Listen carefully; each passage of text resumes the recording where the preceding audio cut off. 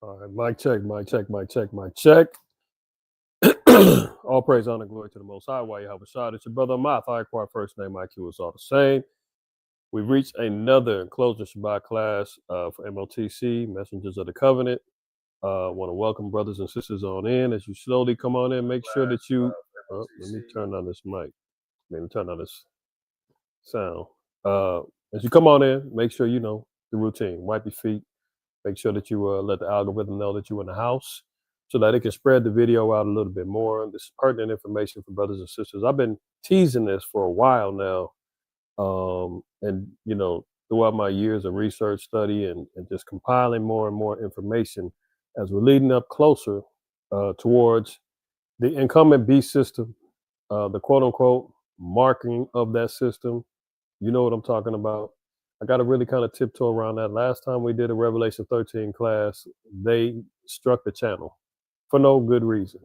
But nonetheless, um, this won't be a complete breakdown of Revelation 13 again. I kind of want to focus in on the 16th verse and some other scriptures in particular to share with brothers and sisters. But you see the name of the class, the marking of the digital ID and the beast system. Is very pertinent now that we really kind of lock in. I know there's a lot of particular distractions going on within our nation. Some things are erroneous.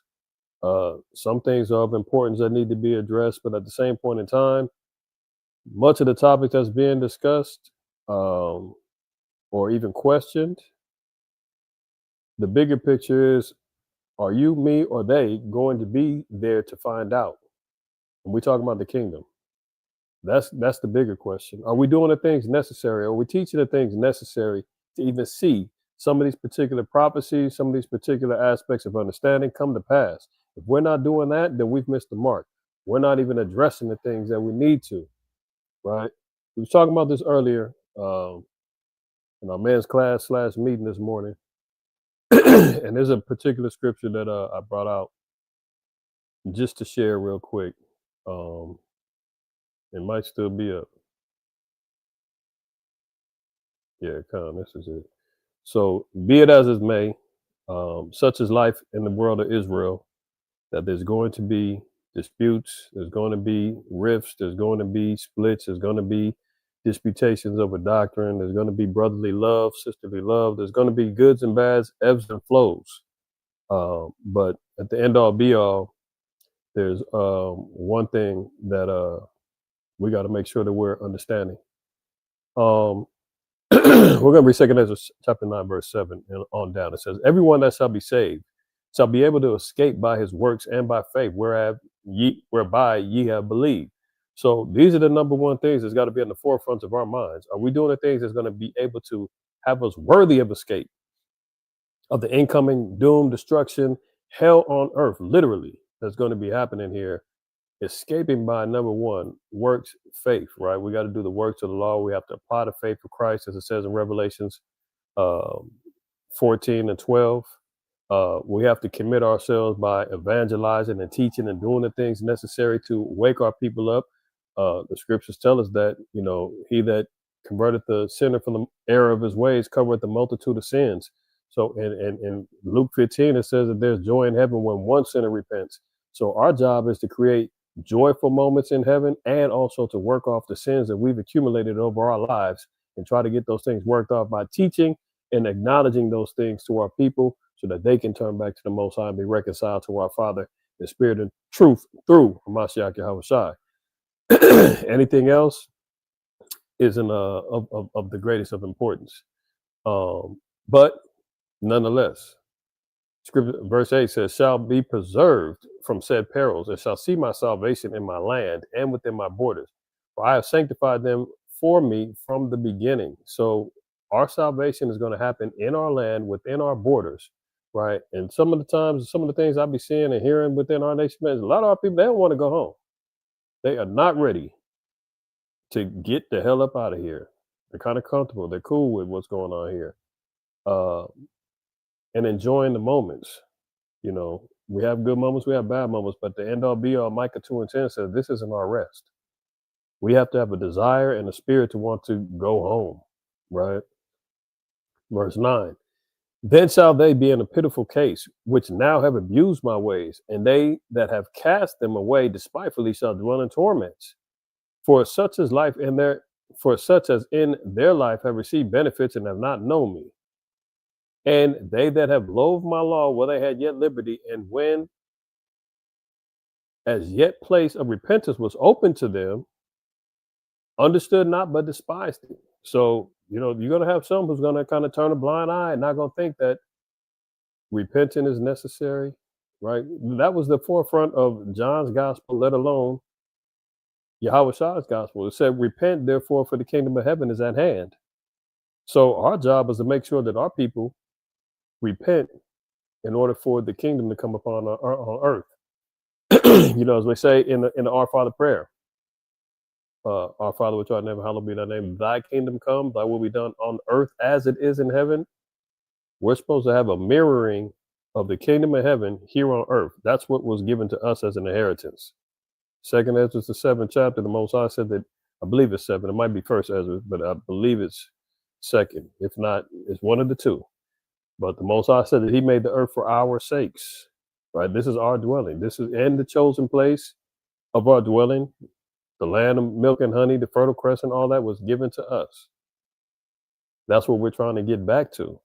But the Lord said that you're going to have some of our people that's going to loathe the law of the Most High. And while we had liberty, meaning we had the grace and the opportunity to repent and get right, they said, nah, we don't need to do that.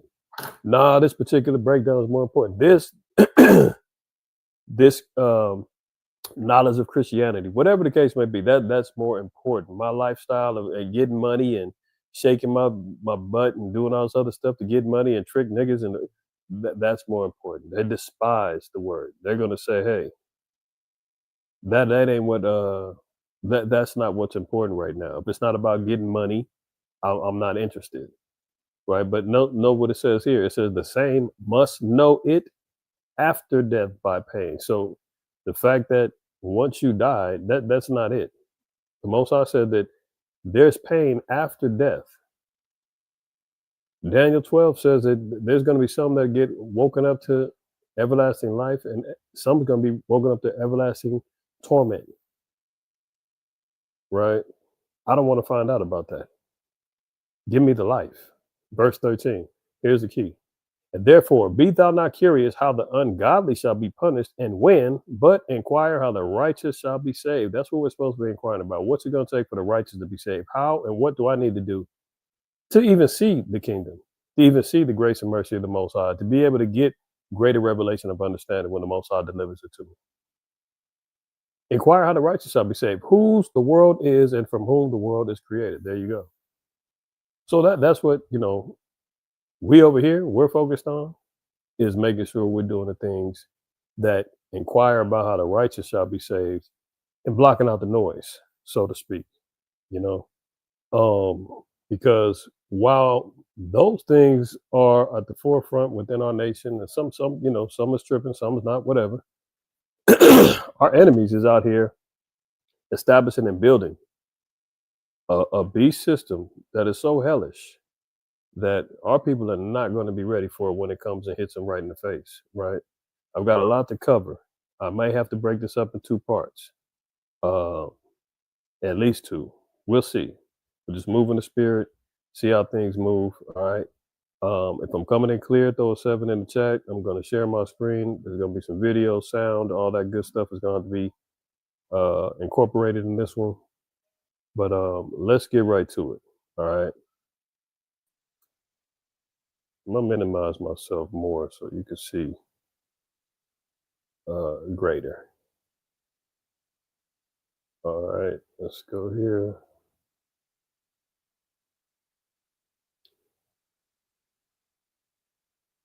All right, so overall, this is what we're looking at here, right? The marking of the digital ID and the beast system. Some want to call it the mark of the beast, MOB, or whatever you might want to call it, right? We'll discuss those things, and we're seeing the building up of it right before our eyes, right? So if anybody's questioning whether or not the Bible is real, the validity of it, the prophecies and everything else, all you got to do is live the word, right? That's one thing that I was always taught when I first came into the truth as a young man is it was about live, learning, and applying the truth.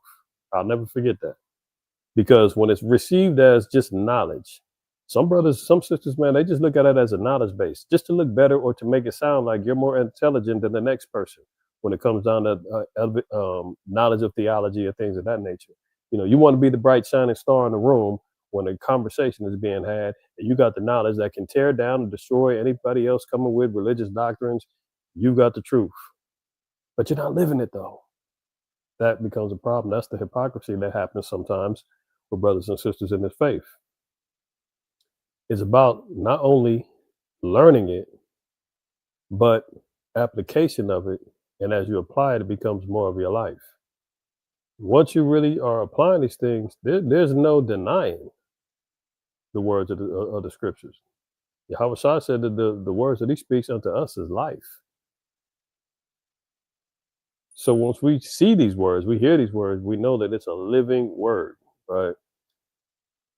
Let's look at a couple of scriptures, right? 2 Corinthians 2:11. And matter of fact, let me get it in the Bible as well. Where's my Bible at?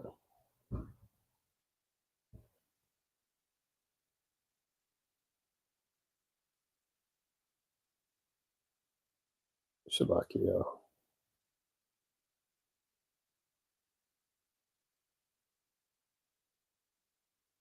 All right, so 2 Corinthians 2:11. Let's read that, and then we'll get the other scripture. 2 Corinthians 2, verse 11.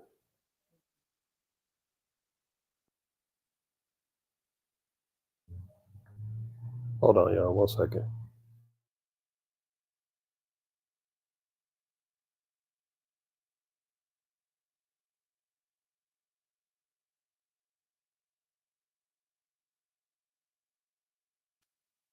All right, Shalakia, y'all. Let me get this back up. All right, so 2 Corinthians 2:11. All right. So one thing that we got to understand and know, and this is not any particular shot at anybody, whatever the case may be. Israel gets sensitive when it comes down to this mark of the beast system or the particular aspects of it. There's a particular side that says, "Hey, it's the RFID. It's a physical chip that's going to get inserted either in your hand or in your forehead. That's it. Period. Point blank. Anything else outside of that is blasphemy." Right now, you have someone on my side of the fence who says that it's spiritual, let alone there is a physical representation of it. Right? You can say, "How can it be both? It can't be both." Well, we'll get to that in a minute. Right? But there's one thing that we got to know. Two things for certain. 2 Corinthians 2:11 says, "Lest Satan should get an advantage of us, for we are not ignorant of his devices." Knowing and understanding the particular devices that he utilizes everything from weapons to propaganda, media, technology, um, false histories. He's using what do you call it? Renaissance eras with iconoclasm and changing up the images, and he's using a multiplicity of devices, right, to get an advantage over us. His job is to be adversarial, let alone to be a deceitful worker under the authority of the Most High. So always remember, his job is to be deceptive. Okay, there's various understanding people have regarding what the mark is. That will restrict you from buying and selling and this, that, and the third, right? Why do I say we take the stance of it having a dual purpose or dual meaning? Is number one, Job 11:6 says, "And that he should show thee the secrets of wisdom, that they are double to that which is." So everything isn't always a singular point of view. There's always a twofold understanding on many of topics, many of understandings of wisdom, right? And isn't that what it says in Revelation 13? The last verse, it says that here is wisdom to know the number of his name and this, that, and the third, right? Like I said, I'm not going to go through the whole breakdown of Revelation 13. I want to, kind of focus in and hone in on what's clearly visible for our people to understand and know. There be no denying of it, right? But the scripture says that wisdom can come twofold. Know therefore that the Most High exacted of thee less than thine iniquity deserveth, right? So the main focus is that wisdom can come in twofold, right? Now also in Sirach 39, like I said, we say that this mark is not only spiritual because it brings this, that spirit is going to bring forth sin, but there's also a physical representation that comes along with that thing, right? There's a physical thing that's going to make one compromise himself, his spiritual morality, her spiritual upbringing regarding the knowledge and the wisdom and understanding and the fear of the Most High. There's going to be something that represents a particular spirit that is going to compromise one's faith and spirit to make them do uh, unrighteousness and wickedness in the eyes of the Lord and to turn their back on the faith or to deny it altogether. Here's Sirach 39:28. There be spirits that are created for vengeance, which in their fury lay on sore strokes. In the time of destruction, they pour out their force and appease the wrath of him that made them. Remember, these are spirits. How did they come? Fire, hail, famine. Are these not physical representations of a spirit? Yes, that's why it can be twofold. Also, you can write down 1 Kings, I think 22, where there's a King Ahab is getting counsel regarding going to war with, I believe, the Syrians. And the prophet Micaiah had to go and be the one to acknowledge to him that he was supposed to go out to go to war. But how did that council come together? There was a council of angels and spirits in the spirit realm with the Most High. And the Most High said, well, who's going to provoke Ahab? And it said a lying spirit came forth and said, I'll provoke him. I'll put a lying spirit in the mouth of all of his prophets. Right? So that spirit came down, manifested itself in the spirit of all his prophets, and all his prophets that he consulted with, they told him, yeah, go to war. You're gonna win. And the Most High destroyed him. Right. So that's how we know that spirits do manifest themselves and can manifest themselves in fleshly and carnal things that we can grasp on and understand and see. Right. That says these spirits are gonna come as fire, hail, famine, death. All these were created for vengeance. Teeth of wild beasts, scorpions, serpents, and the sword, punishing the wicked to destruction. These all came from a spirit realm and manifested themselves in a physical form. So that's why we hold the position of this mark that's coming, that's already in motion, that has everybody deceived, is already moving in a fashion that we can't be ignorant of. Because if you sleep on it, you'll already be engulfed and don't even realize it, right? Now it says, now we talked about 2 Corinthians 2:11. Let's look at Wisdom of Solomon 15. And the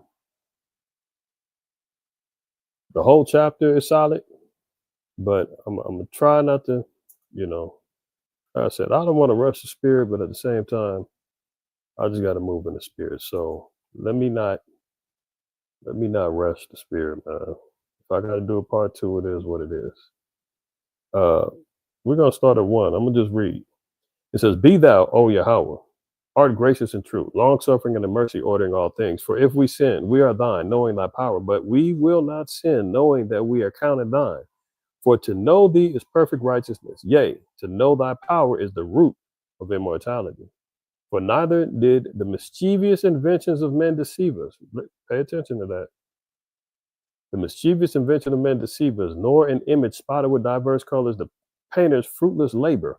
So imagine and putting that in perspectives of the allure of the technology that we see nowadays. Man, people are amazed at what they're able to do now. The things that make them not have to be, it exerts so much energy and research, study. How convenient it is to merge your phone with your computer or with your television, or how easy it is to make multiple calls or to make a whole movie now using AI or cartoon technology. You used to not be able to speak a particular language. All you got to do is get an app and put some earphones in, and now you're being able to interpret languages from other people and all that. The technology is amazing. However, as I always said, there's back doors to everything. It's not just given to us on a silver platter and says, hey, you know what, this is great. Enjoy it. take full advantage of it, prosper off of it. Don't think that your enemy's not going to prosper off of it as well and take full advantage of the ignorances of our people. Right. So it says, diverse colors of painters, fruitless labor. The sight whereof entice fools to lust after. See that? Just the knowledge, oh, look at this. Fools will lust after the things that we're seeing and going to discuss. Right. Nowadays, man, a lot of the young cats, man, I remember we was having a conversation with a couple of young cats, me and Aladad, and the conversation came up regarding cash, I believe. And one of the young jakes was like, man, nobody carry cash anymore, man. Everything's, digitized. Everything's on the card, or everything's on the Cash App, or the Zip Venmo and all that. Well, now it's like you're a dinosaur if you got paper on you. You know what I mean? But and it's no slight, but that's just how some are raised. Generational things transpire. Some are raised with the internet. We was talking about that earlier, man. Some of us was born and was operating before there was an internet. But now you have generations who were raised via the internet. You see it now. You see a lot of the young kids now, toddlers and such, man, they know how to operate your phone better than you do. They got a tablet, that's basically the new pacifier. They're raised in the tech. That's something we can't understand. We're like, what? Nah, give them a set of markers and a coloring book, and give them, teach them how to write these letters down or whatever. Like nowadays, you hear that whining and here, give them the phone, shut them up. But that's what happens is because it creates this particular area of comfortability, peace, convenience. It makes people lust after it. It said the sight whereof entice fools to lust after it, and so they desire the form of a dead image that hath no breath. Both they that make them, they that desire them, and they that worship them are lovers of evil things, and are worthy to have such things to trust upon. For the potter, tempering soft earth, fashioneth every vessel with much labor for our service. Yea, of the same clay he maketh both the vessels that serve for clean uses, and likewise also all such as serve to the contrary. So that's why I said it's backdoor. They create things. Esau and his technocratic demons that he's got ruling the tech realm for him. They creating good things and they're creating bad things. They're creating things that serve good. They're creating things that serve evil. They're creating the things that do serve good. They got the back doors open so they can always do the contrary. It says, but what is the use of either sort? The potter himself is a judge. So they take advantage, they utilize it for what they see fit. The potter judges, the makers judge. There's old videos, man, of Steve Jobs, creator of Microsoft, phones, technology, all that other stuff. He said, man, technology was banned in his house. His kids were not allowed to have phones and all that other stuff because he knew what it was. Meanwhile, he's telling everybody else, no, it's good for you. Y'all can get it, make me a billionaire, but me and mine, we ain't messing with this because I know what's happening. Verse 8, and employing his labors lewdly, he maketh the vain God of the same clay, even he which a little before was made of earth himself, and within a little while after returneth to the same, and when his life which was lent him shall be demanded. Notwithstanding, his care is not that he shall have much labor, nor that his life is short, but striveth to excel goldsmiths and silversmiths, and endeavoreth to do like the workers in brass, and counteth it his glory to make counterfeit things, fake things. The AI, now they got the robots. I mean, they're saying now, more kids now are being raised with AI friends. They're not seeking out relationships no more. They're getting relationships with AI chatbots and all this other stuff, man. The chatbots is telling the kids they can commit uh the algorithms are tripping. I gotta figure out they can unalive themselves or should do so, or do it to their parents. You understand what I'm saying? They're saying that's the glory of counterfeit things, the fake things that's getting glory now that the youth is being raised up into believing. The incels, the incel community, the guys stuck at home that don't know how to communicate and deal with women. They go online and they get these little online girlfriends and then they hate the real ones. I mean, it's wild out there right now. Verse 10, it says, his heart is in ashes, his hope is in more vile than the earth, and his life is less value than clay. For as much as he knew not his maker, and him that inspired into him an active soul and breathed in a living spirit, but they counted our life as a pastime, and our time here a market for gain. So they don't take heed of and don't care about your life and my life. All they're in it for is the gain. It's the money. It's the haves and the have-nots. You're seeing that now, just even within the economy. They were just talking about how the stock market has been crashing like crazy, but this is all planned. Y'all know it. They got to crash the system. They got to do all the stuff to destroy everything so they can rebuild it up with a whole new way, how to buy, sell, how to do transactions, how to establish a business, so forth and so on. Right? I think they said crypto. What is it? Bitcoin now is like below 98, 97,000. You can say, man, that's still a lot. But do you know, like a month and some change ago, it was like at $121,000. So within the last 2 months, Bitcoin had lost damn near $22,000, $23,000 in value in a matter of a month, maybe a little more than that. This is why all these manipulated, currencies, man, is all fake money. Man. If you don't hold it, you don't own it. At a push of a button, you can lose every damn thing. He manipulates the markets. He manipulates the prices of the metals, everything. I mean, it's his world. He's controlling everything. But this is their attitude. They counted our life a pastime and our time here a market for gain. So they're going to take advantage of the ignorances. They're going to get rich off of the blood, sweat, and tears and the labor of the children of Israel. The rest of the world also is going to be taken advantage of by the elites.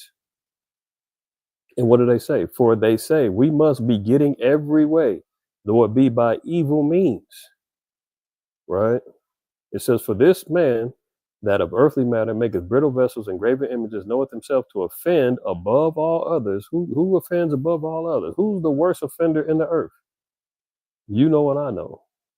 The so-called white man, the red man. He's offended everybody in the earth. Verse 14, and all the enemies of thy people that hold them in subjection are most foolish and more miserable than very babes. For they counted all the idols of the heathens to be gods, which neither have the use of eyes to see, nor noses to draw breath, nor ears to hear, nor fingers of hands to handle. And as for their feet, they are slow to go. So I'm gonna stop there, but we can see here that this is the construction of where the idols, the devices, and the deceptive devices, nonetheless, are being created in order to establish a rulership over the earth where they're going to take advantage of the foolish. It's all for gain. It's done by evil means. And there's going to be fools who go along with it who think that this is so cool or this is so convenient or this is the only way we got to go. It is what it is. Meanwhile, what's attached to that is sin, idolatry, wickedness. And those things that us as commandment keepers cannot compromise in order to survive here on this earth. We have to have and employ other means of survival, i.e., number one is the faith and the fear of the Most High, right? Because the Most High, if we do what we're supposed to do, the Most High said, my servant is going to eat in Isaiah 65. He said, my servant is going to drink, my servant is going to eat. They're going to be taken care of. He said he's never going to suffer the righteous to be moved. But if we're not employing those things, and like I said from the beginning, live, learning, and applying those particular principles, we will not be able to eat, buy, sell, whatever the case may be. Let's look at Daniel 8, and then we're going to look at verse 25.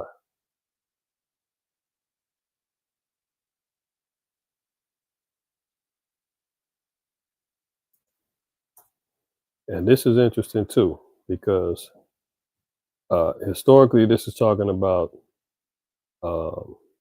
Antiochus Epiphanes, right? The fourth. Same one you read about in the book of first chapter of Maccabees and throughout the book of first and second Maccabees, right?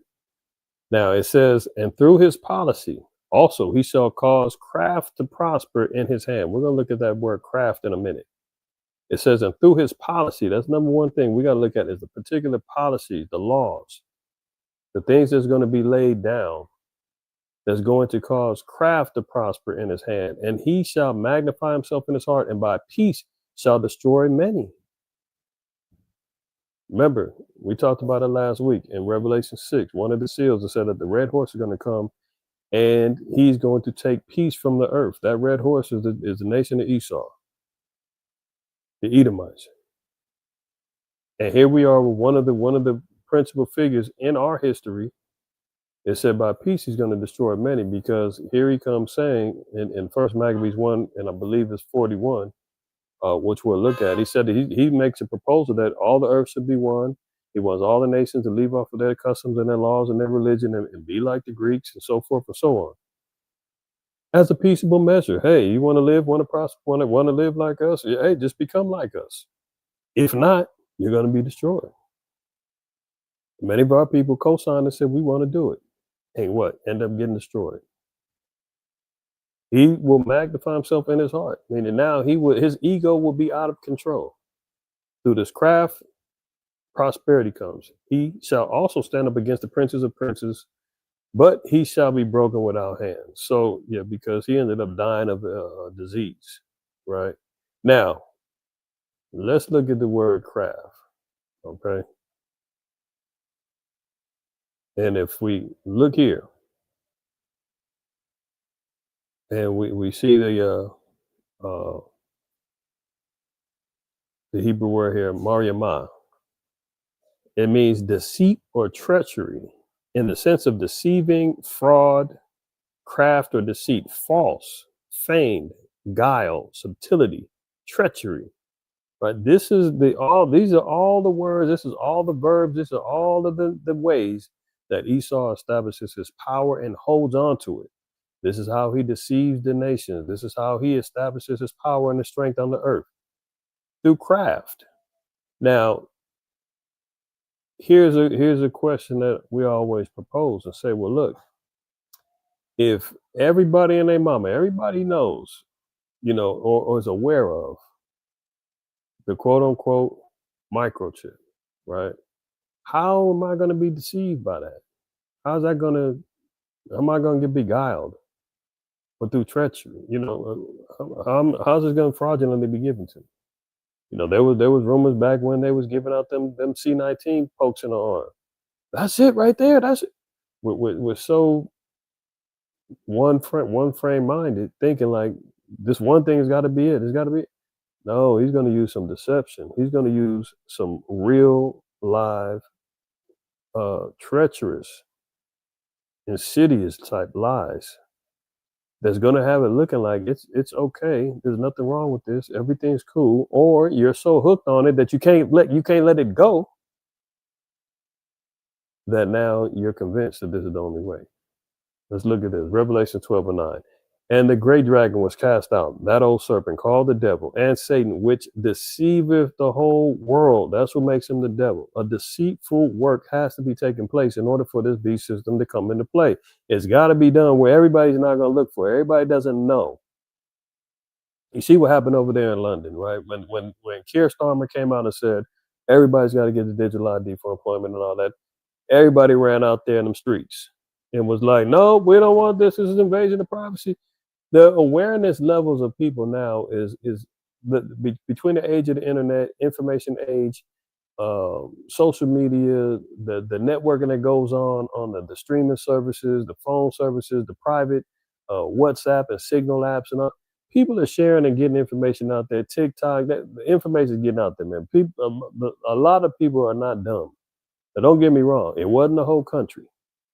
I think they said maybe about 10,000 people might have been protesting, which is a lot of people. But when you're looking at the scope of everybody over there, I mean, that's a very small fraction of the populace who said we ain't having it. So in order for them to come with something, it's got to be more subtle. It's got to be a little bit more deceptive in order to get it to come to pass.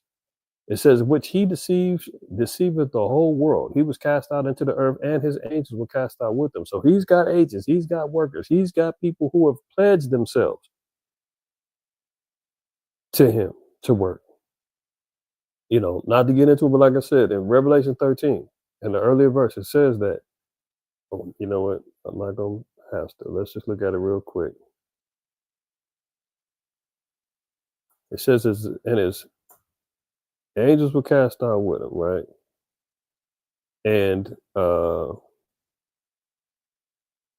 let's see. So let's start at one. We'll read down to verse 3.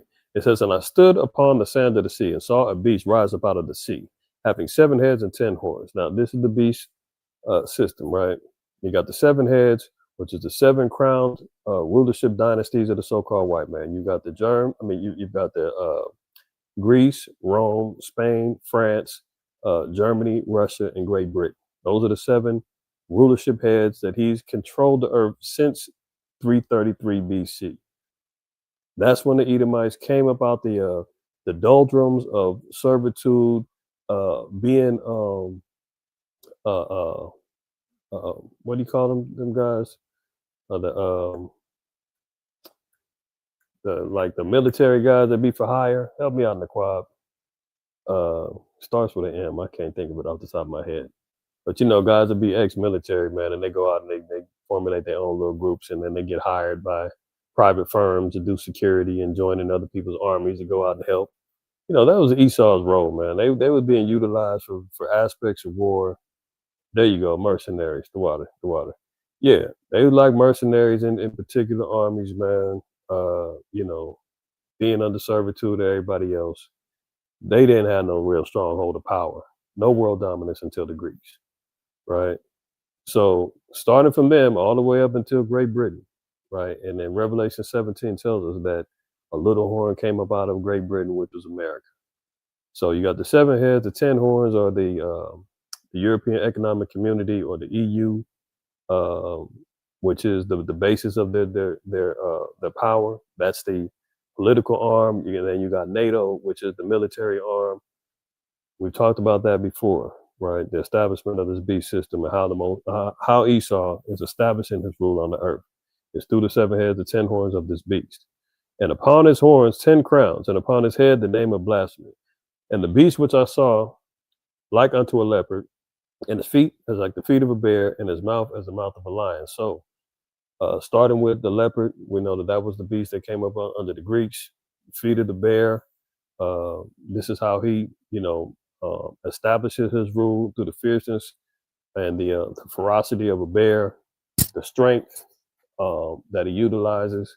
If you see the paw prints of a bear, man, it's like no other, man. You can put your hand, feet, and people look at the size of a bear based upon their feet. So it's talking about the strength and the ferocity in which he subdued all the nations. When he took out the Persians and the Medes, took them out, then established rule going forward with strength and might.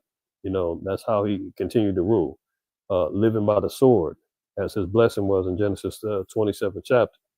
And it says in his mouth, the mouth of a lion, that mouth meaning that he spoke great blasphemy, great words of ego, great words of authority over the nations, right?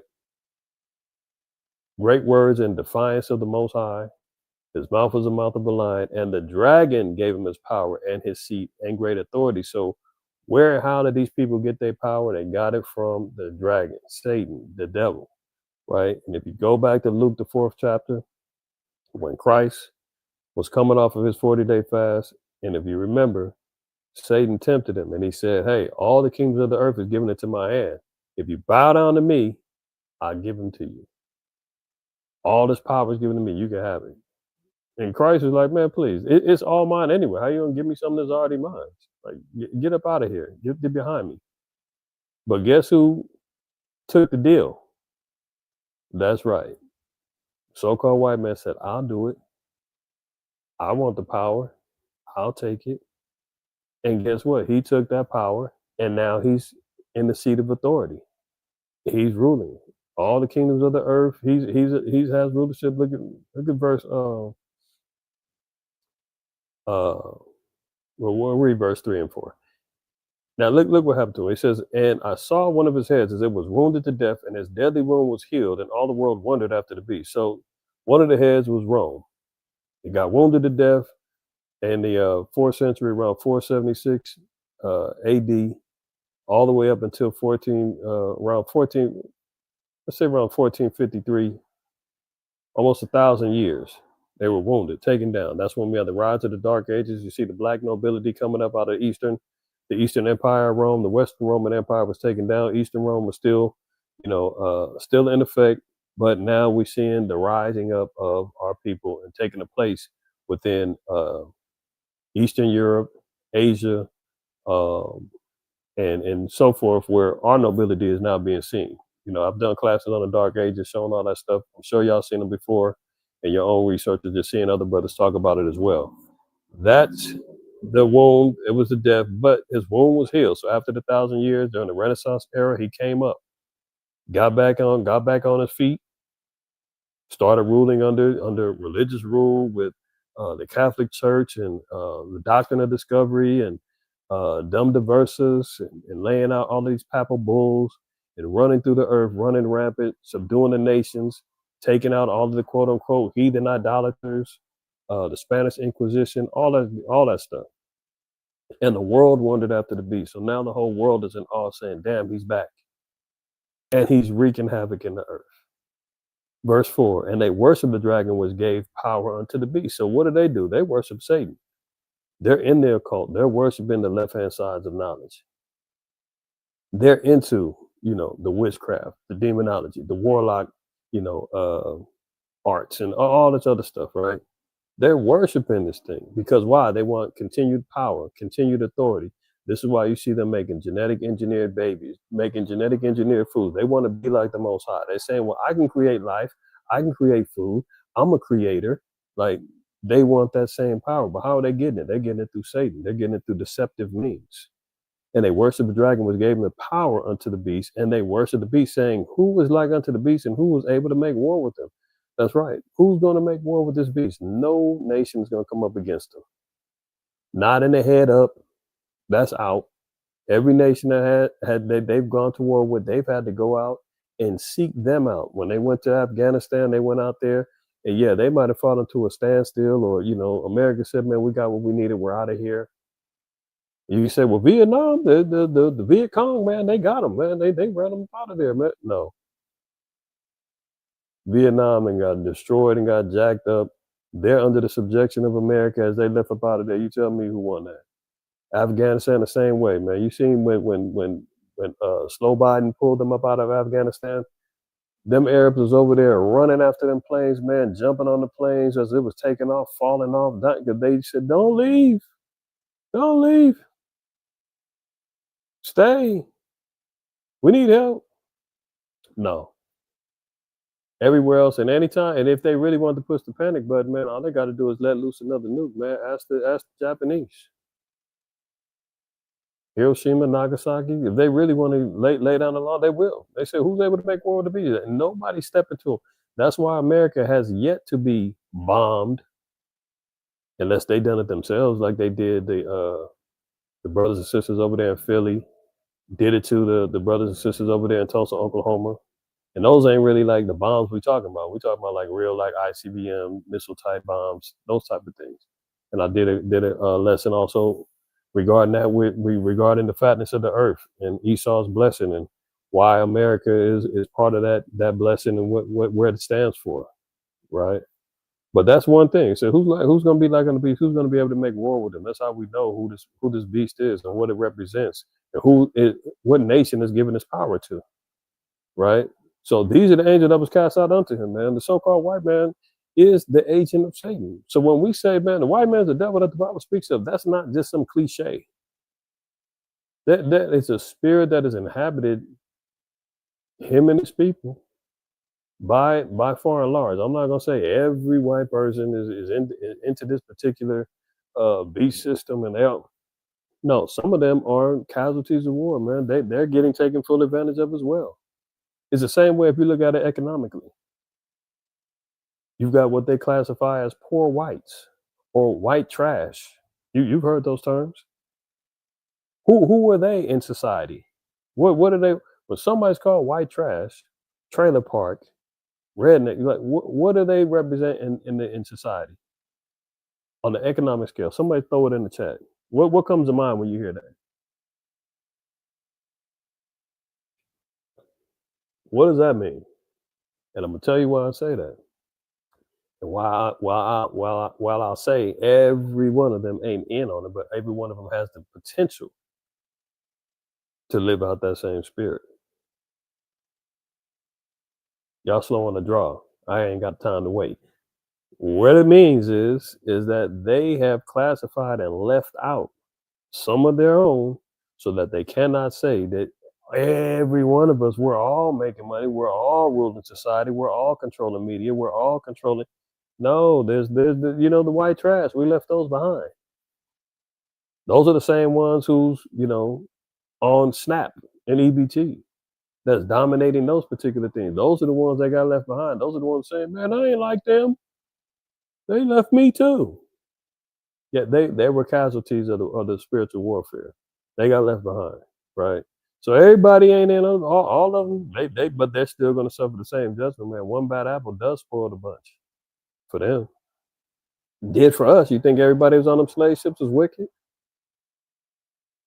A lot of our people still keeping the traditions. We talk about Hebrewisms of West Africa and all that good stuff.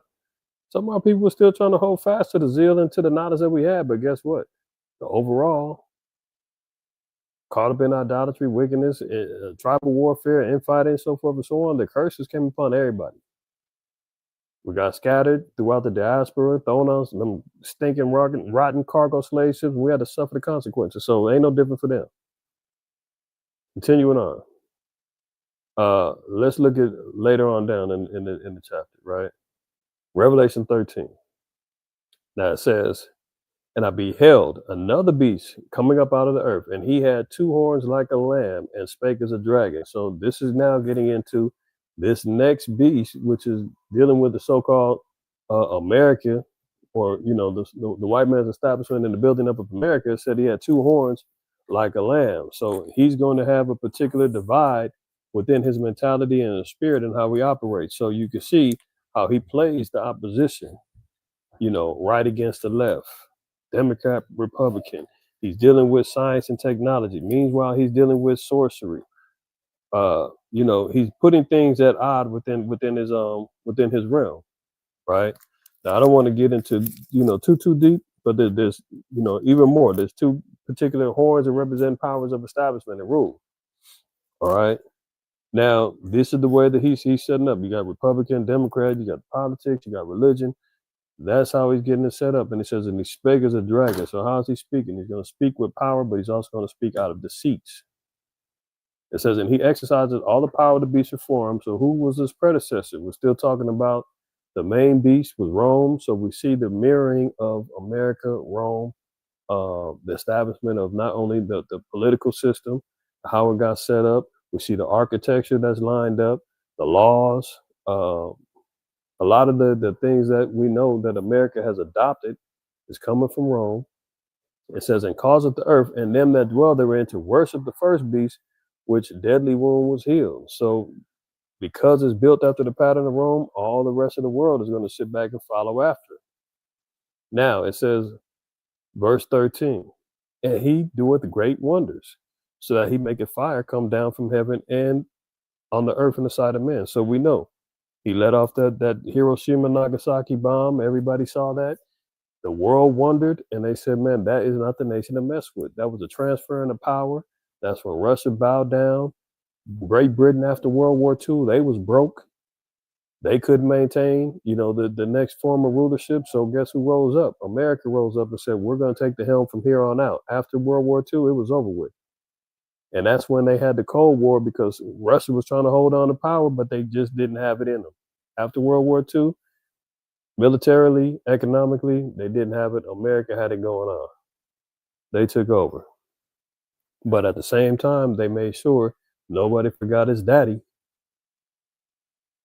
Rome, right? Now watch this. It says, and deceiveth them that dwell on the earth by the means of those miracles. So what type of miracles are we talking about? Was it just the bomb, or is he able to create and establish in other quote unquote miracles via technology? We're seeing everybody's being deceived. You're looking at stuff online right now saying, is that real? Was that AI? And did you see that video? No, that was AI, man. You tripping. No, that's real. I'm telling you. and deceiveth them that dwell on the earth by the means of those miracles. See, for us in the scriptures, miracles is the healing of the blind, the lame, you know what I'm saying? Walking on water, the things that Yahweh Shah was showing us. Esau says, I can perform miracles via technology. I can have your mouth drop just based upon my tech. And it says he had the power to do it in the sight of the beast, saying to them that dwell on the earth that they should make an image to the beast, which had the wound by a sword and did live. So there's going to be physical representations that come out that represent this particular beast, his system, the miracles, everything that comes along with it. So this is the power that he's using in order to establish deceit on the earth. Now remember, it said it's going to come by a deceitful way. So again, when we're looking at everybody's waiting for an injector with a little chip inside of it to put a piece of rice-sized tech in your hand, that's not deceit. Everybody knows it. You're not going to trick me with that. There's got to be something else.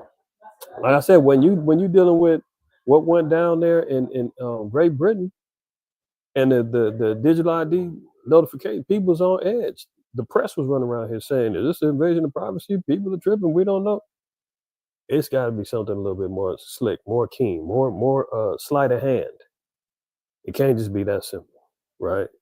So let's continue on. First Maccabees 1, verse 41. We mentioned this earlier, that Antiochus was going to write to the whole kingdom that everybody should be one people. So this ain't a new concept. I mean, you really want to keep it real, this goes back all the way to Babylon and Nimrod. Nimrod wanted everybody to be under one language, wanted everybody to be one people. When we're talking about a one world order, one people, one place, one government, one form of currency, one language, the whole nine. So what we're seeing now is everybody trying to be put under one global system. This has always been his idea of work since, you know, the when he came into power around 167 BC, I want to say. So we talking about early back then is when he was already trying to push this. And if you could keep on reading, it says many of the heathen consented to his religion. So a lot of the heathen, man, and that's something we got to make sure that we understand. They're going to be the first ones to jump on board. They roll with the program, no strings attached, man. They don't put up a whole fuss and fight. Let's look at this real quick. Moreover, King Antiochus wrote to his whole kingdom that all should be one people and everyone should leave his laws. So all the heathen agreed according to the commandment of the king. So who agrees first? Who rolls with the program first? The heathen. That's what we got to pay attention to, especially now. They're going to roll with it first. They're going to implement it first. They'll use their people as guinea pigs first. Verse 43, yea, many also the Israelites consented to his religion and sacrificed unto idols and profaned the Sabbath. So many of our people is going to roll with the program, and they're going to start doing what? Compromising their faith, breaking the Sabbath, offering things, sacrifice unto idols. They're going to compromise the laws of the Most High. That's where the spiritual things come into play. That's when it's like, man, are you compromising your spirit for this? Are you selling your soul for this? In order to survive, in order to be found worthy in the sight of the beast? You don't want to be left out. You're scared that your family may go hungry. You have no more faith in the Most High to take care of you and yours. You don't believe anymore. You're saying, man, we've been waiting for Christ all the time, man. He ain't came, man. It's over with.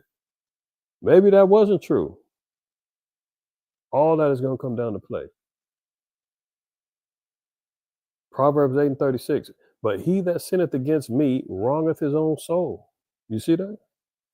When we go against the Most High, man, the Most High said, your soul is damned. You wronging your own soul. It says, all they that hate me love death. So when we put ourselves in positions and say, hey, you know what? It ain't the Most High. Maybe no, I don't know. Now next to you know. Now we see. If it ain't the Most High's ways, the Most High said, look, you love death. And this is why we even see things like Bill Gates and all of that and population control and the Georgia Guidestones and all that other stuff. Because what? They hate the Most High, but they love death. This is why the so-called white man has an obsession with death, blood, murder. You understand? population control. They want to be able to diminish lives so that they can have a easier way to control people. Uh, what's it called? Addendum? Is it addendum? State memorandum. Memorandum 200 under Henry Kissinger. That's one thing y'all can write down. You can look into it. That was a means of population control that he wanted to do in South America and Asia, utilizing uh, pokes in the arm. You know what that is, and also using food as a weapon. Basically, you either starve out people to make them do what you want them to do, or not. Or we're going to use some pokes in the arm to regulate the population and start sterilizing people.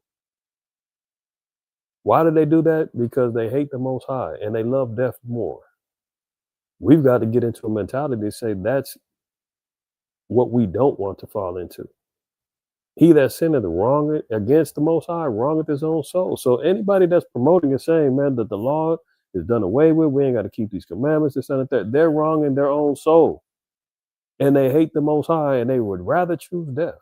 The scriptures even tell you, man, many in that day are going to seek death and not be able to find it. I think that's in Revelation, I want to say 9, or it might be 6. I can't recall. But that's one thing, is that people are going to say, man, forget it. Take me out. I'm out of here. And it ain't going to be that easy. Most High said they're going to be seeking death and not going to be able to find it. Right? Isaiah 33:6 says, and wisdom and knowledge shall be the stability of thy times. How do we maintain? We have to maintain via wisdom and knowledge, the know-how and the wisdom that the Most High imparts upon us. That's going to be the strength of our salvation. Notice it says, and the fear of Yahweh is his treasure. That's what we got to make sure that we're locking in on, is the fear of the Most High. That's where his treasure is. That's what he values. And if we find ourselves valuable to the Most High, then we'll be preserved. Wisdom and knowledge is going to be the stability of our time. So when we have this wisdom, we have this knowledge, remember, the last verse in Revelation 13 says, this is wisdom. You'd have the number, you do the number, it comes out to 666, this, that, and the third, right?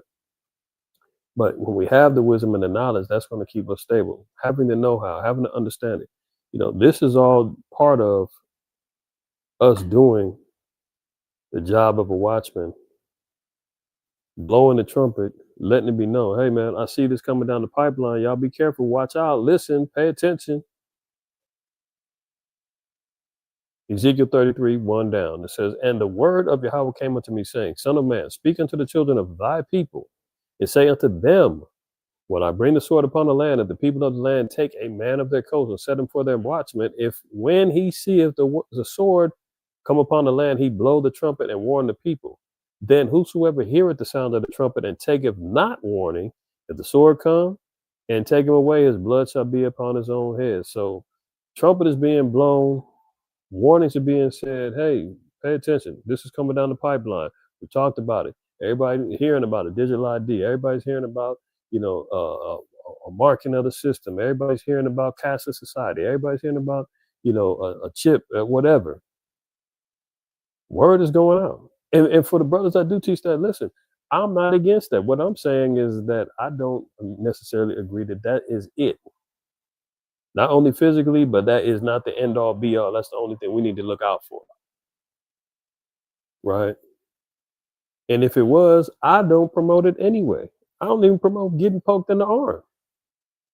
My kids ain't, listen, my kids ain't got, no, my oldest, 23 years ago, he got his first round of shots before we had, and I had the knowledge about, what was up with them things. But once I did, shortly after that, the 18-month, when them things came around, nope, everything was no since then. My other son never got poked in the arm at all.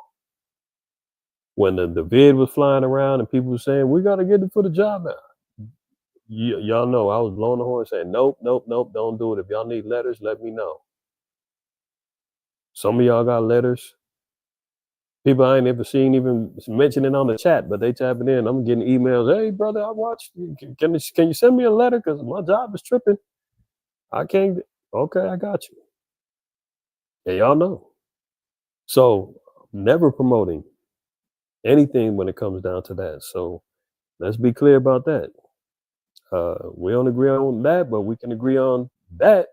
on one part, we can definitely agree. Don't get nothing stabbed up in you. All right. Verse 4, then whosoever heareth the sound of the trumpet and taketh not warning, if the sword come and take him away, his blood shall be upon his own head. He heard the sound of the trumpet and took not warning, his blood shall be upon him. But he that taketh warning shall deliver his soul. Verse 6, but if the watchman see the sword come and blow not the trumpet, and the people be not warned, if the sword come and take any person from among them, he is taken away in his iniquity, but his blood will I require at the watchman's hand. So this is all we're doing, is doing the work of a watchman. See something come down the pipeline. Many of y'all see it. We got to pay attention and watch out what's going on, because it's coming. That's a fact, right? Now look at this. Here we go. Our world is going digital. Some people say, yay, great. Okay, yeah. So it has its advantages. Don't get me wrong. Don't get me wrong. But at the same time, we have to be very keen on how deep you're going down the rabbit hole with tech, with the agreements that are being made, with these particular apps and all that.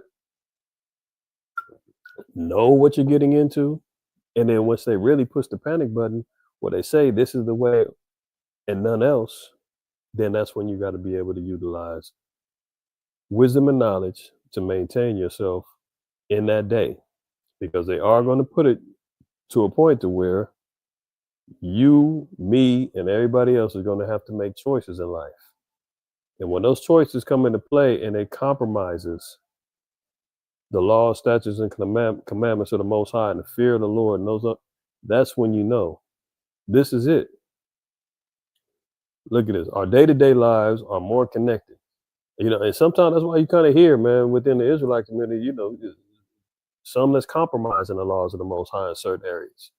Oh, that don't really mean we ain't got to do that.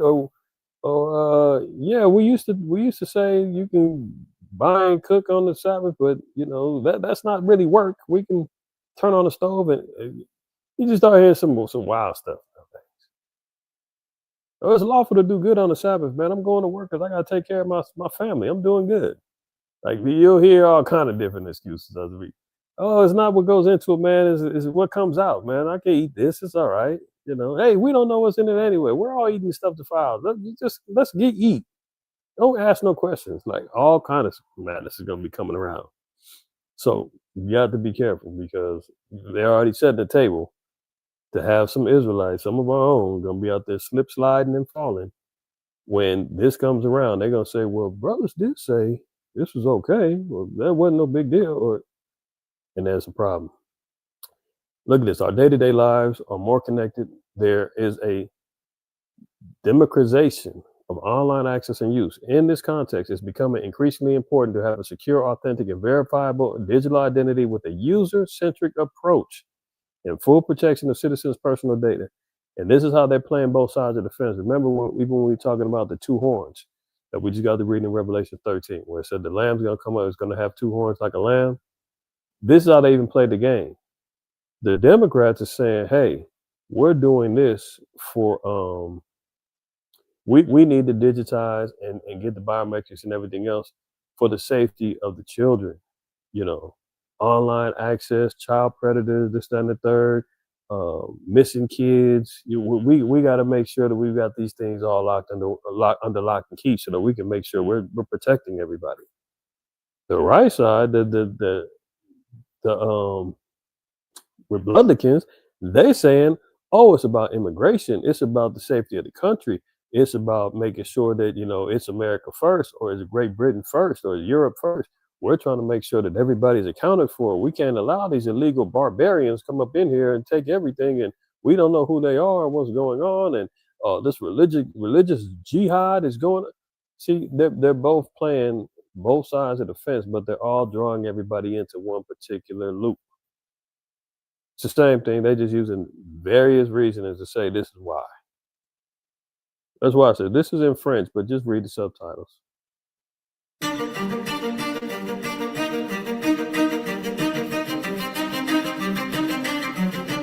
Sans identité numérique, il est très difficile de concevoir des politiques publiques qui puissent être mises au service des... I hope y'all just caught that. Let me back it up real quick. I just want y'all to make sure you're paying attention because we talked about what earlier. Look, when it says through his policy and his craft. Now it says without a digital identity, it is very difficult numérique, il est très difficile de concevoir to des politiques design publiques public what policies that can be put at the service. qui puissent être mises au service des concitoyens de manière simple. Il est très difficile aussi d'ériger des règles pour créer un ordre public numérique. Nous avons donc besoin d'accélérer sur l'identité numérique et c'est la raison pour laquelle nous sommes très heureux de la formation. We got to accelerate our efforts, meaning so now they got to hurry up. We talked about that last week. Esau knows his time is of the essence. Revelation 12, we talked about he knows that his time is short. He's going to make war with the woman and all that other stuff, right? When we read that in Matthew, where it said that the demons that was within the two that was at the graveyard, and they said, "Man, Yahweh, you come to torture, the before the time." Esau knows his time is limited. That's why I said they gotta hurry up and push this forward. Consortium que nous soutenons pleinement. C'est une très grande fierté pour nous de pouvoir proposer des services entre public et privé et qui soient adaptés aux nouveaux besoins de nos concitoyens. Faire aussi en sorte que nous puissions proposer une identité qui soit un socle pour que des services privés, des nouveaux usages puissent se développer. We need to build services for... Yeah, I apologize if they, the translation is moving too fast or what have you, and you can't really kind of keep up. And I know the video might be a little small depending on the device that you're looking at. But if you like, you can just look up here at the top. It says potential European Union digital identity ambitions. If you pause the video, you'll be able to write that down. Look it up on YouTube. You'll see the video, and you can go look it up for yourself. Potential is the name of the company, right? And this is their video, European Union Digital Identity Ambitions. Look it up, you'll see the video, and you can kind of watch the transcribing. I know they talking French, you're trying to read, and you're looking on the small screen, you're like, man, I'll just wait till he's done and move on to the next one. There's important stuff that's being said in there. I don't want y'all to just kind of bypass it. So if you got time, look up the video, and you'll be able to look it up yourself and get a little bit more information regarding what these demons are planning. Let's move on. Now look at this, 140 plus public and private partners. They're already in lockstep with this. Through Potential, that's the same company that just put out that video. More than 140 public and private institutions are collaborating to define one single vision. What did we just get through reading in 1 Maccabees 1:41? That all should be one people, one single vision of digital identity for the citizens of European countries. And you say, well, that's Europe, man. That ain't got nothing to do with us. I'm over here in America. I'm over here in the hood. I'm in the trenches. Okay. Don't think that pendulum ain't going to swing around over here. It already has. But we'll get to that as we continue on. The key ministry from each member state are all working to strengthen the bonds across Europe and help people, businesses, and governments work better. There are also industrial partners whose experts and specialists are vital in our Potential's effort to define one single vision of online identification for the citizens of European countries. Now remember, the 10 heads is still part of the European Union, the EU, so forth and so on. This is all still part of the beast system. We read that in Revelation earlier, right? Revelations 13:1. You can read about it in 12. You can read about it in Revelation 17. These are all aspects of this beast system. The conglomerate of these Edomite powers and nations coming together to create a world government system that's that's based upon servitude, slavery, and obedience to the beast. You see now, man, even with Agent Orange, where he's pushing for 50-year mortgages and 15-year car loans. I mean, you literally will be a debt slave. You'll never get out of uh, servitude to him. 50-year mortgages? Are you crazy? That's a whole nother topic, man. Let me get distracted. Let me move on. So you see here, 140 plus public and private partners are already on board with this. EU launches large-scale digital identity wallet pilot. So they're already, the EU, remember that's 10 heads, they're already pushing this as well. Large-scale digital identity wallet pilots. What is that? A major consortium teams up to test innovative digital identity solutions across sectors. The European Union is on the cusp of major innovation with the launch of its EU Digital Identity Wallet initiative, encompassing 4 large-scale pilots aimed at enhancing identity verification across various sectors. This ambitious project is part of Europe's broader, hello, you hear that? Broader goal. That's just the beginning. They've got a bigger goal in mind to provide each of its residents with digital wallets by 2026. How many months away is that? Oh, 2? Oh, okay. Right around the corner. Establishing secure digital identities for travel, payments, and organizational needs. Did you hear that? Travel. Remember, first Ezra, the 15th chapter, second Ezra 15, says that a man shall desire to go into a city and not be able. I wonder why. We already experienced a beta test with that when COVID was jumping off. And they were saying this place is quarantined. You can't go over here without a mask. Do you have your vaccine passport? Oh, do you have you been poked in the arm already? Oh, you haven't. You can't come in. Oh, you can't go to the nursing home. You can't go to the hospital. You can't go to your job. Oh, you can't go to the basketball or the football games. Remember that? Remember the bubble when the Lakers won the championship? They was playing in an arena with nobody. They had cardboard heads sitting in the damn seats with fake crowd noise. I mean, that's the madness that they're trying to incorporate right now. If and when this goes through. 2026, establishing a secure digital identities for travel, payments, and organizational needs. The pilot projects, which have gathered over 80 participating organizations, are led by the EU Digital Identity Wallet Consortium. Notable members include major players like Visa, DigiIdentity, and Ubico, showcasing the collaboration between public and private sectors aimed at shaping the future of digital identity. Shaping, they're forming. Remember we read that in Wisdom of Solomon 15 about the potter is shaping the clay and making these devices of deceit. Public and private sectors. So both forms, private owned and public, they're all on board. Let's look at this. Here's a first look at how it will work in. So like it started.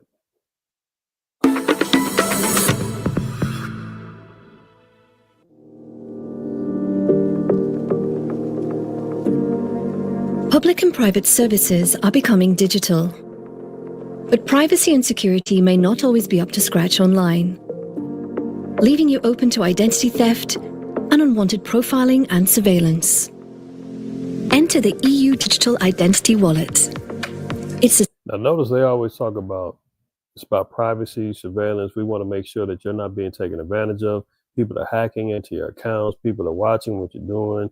You got to be careful. We'll protect you. You come over here, register your ID, your biometrics, everything with us, and we'll make sure that we know you are you, and anybody that's in the network has been approved by us.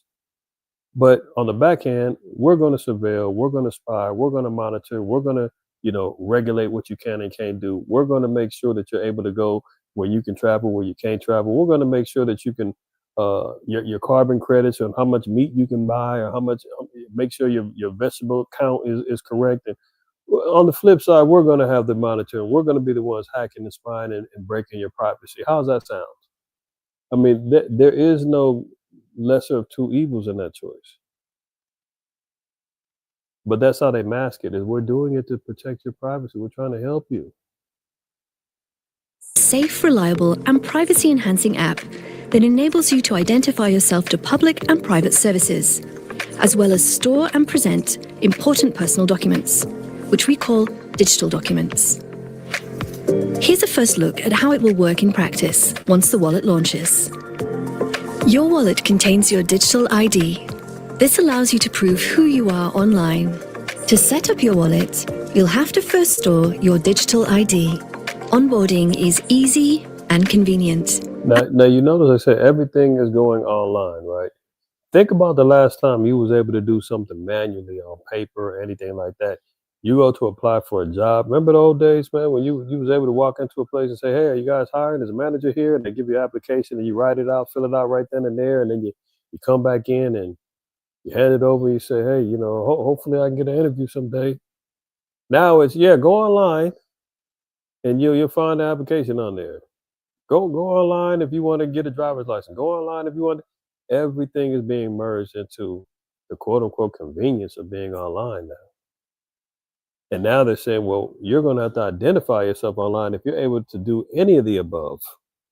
The only way you're going to be able to do it is you're going to have a digital identity wallet. That wallet in your back pocket, fellas, that's not going to be able to identify you no more. That wallet in your purses, that's not going to be able to identify you no more. If you can't be identified by this digital AI system and biometrically, you don't exist. After downloading the wallet app, you'll have to secure your access. The security features of your mobile device will ensure that only you have access to it. Next, you'll have to connect to your national identity system. The exact steps will vary across member states, but here's how it could work. You'll be able to add your digital ID into your wallet. Now you're ready to prove your identity or other personal attributes with your wallet. For example, let's say you purchased a museum ticket with a youth discount. You can use your wallet's digital ID to prove your age. Thanks to the wallet's selective disclosure capabilities, you can even prove your age without revealing your exact birth date. This allows you to protect your privacy without limiting your access to services. Now that your digital ID is stored in your wallet, it's ready to store the digital documents that you want. But what are digital documents again? Now, see, this is how one gets marked or identified, right? This is how you get accounted for in this new system that they're introducing. It's going to be looked at as a form of convenience. And it's going to be something where you can say, man, ain't no breaking no laws in this. I get it for sure. You're going to be able to, we're going to be able to merge into this thing slowly but surely. But remember, that's where the deception comes into play. There's going to get to a point to where an event, something's going to take place to where they're going to say, hey, we got to lock this down and nobody's going to be able to buy, sell, or do anything unless you do this, that, and the third. Unless your, let's say your cash credits or whatever the case may be is only good for buying this particular type of food. You can only spend it on this particular day because we got to ration out the day. You understand what I'm saying? This is where it's going to come down.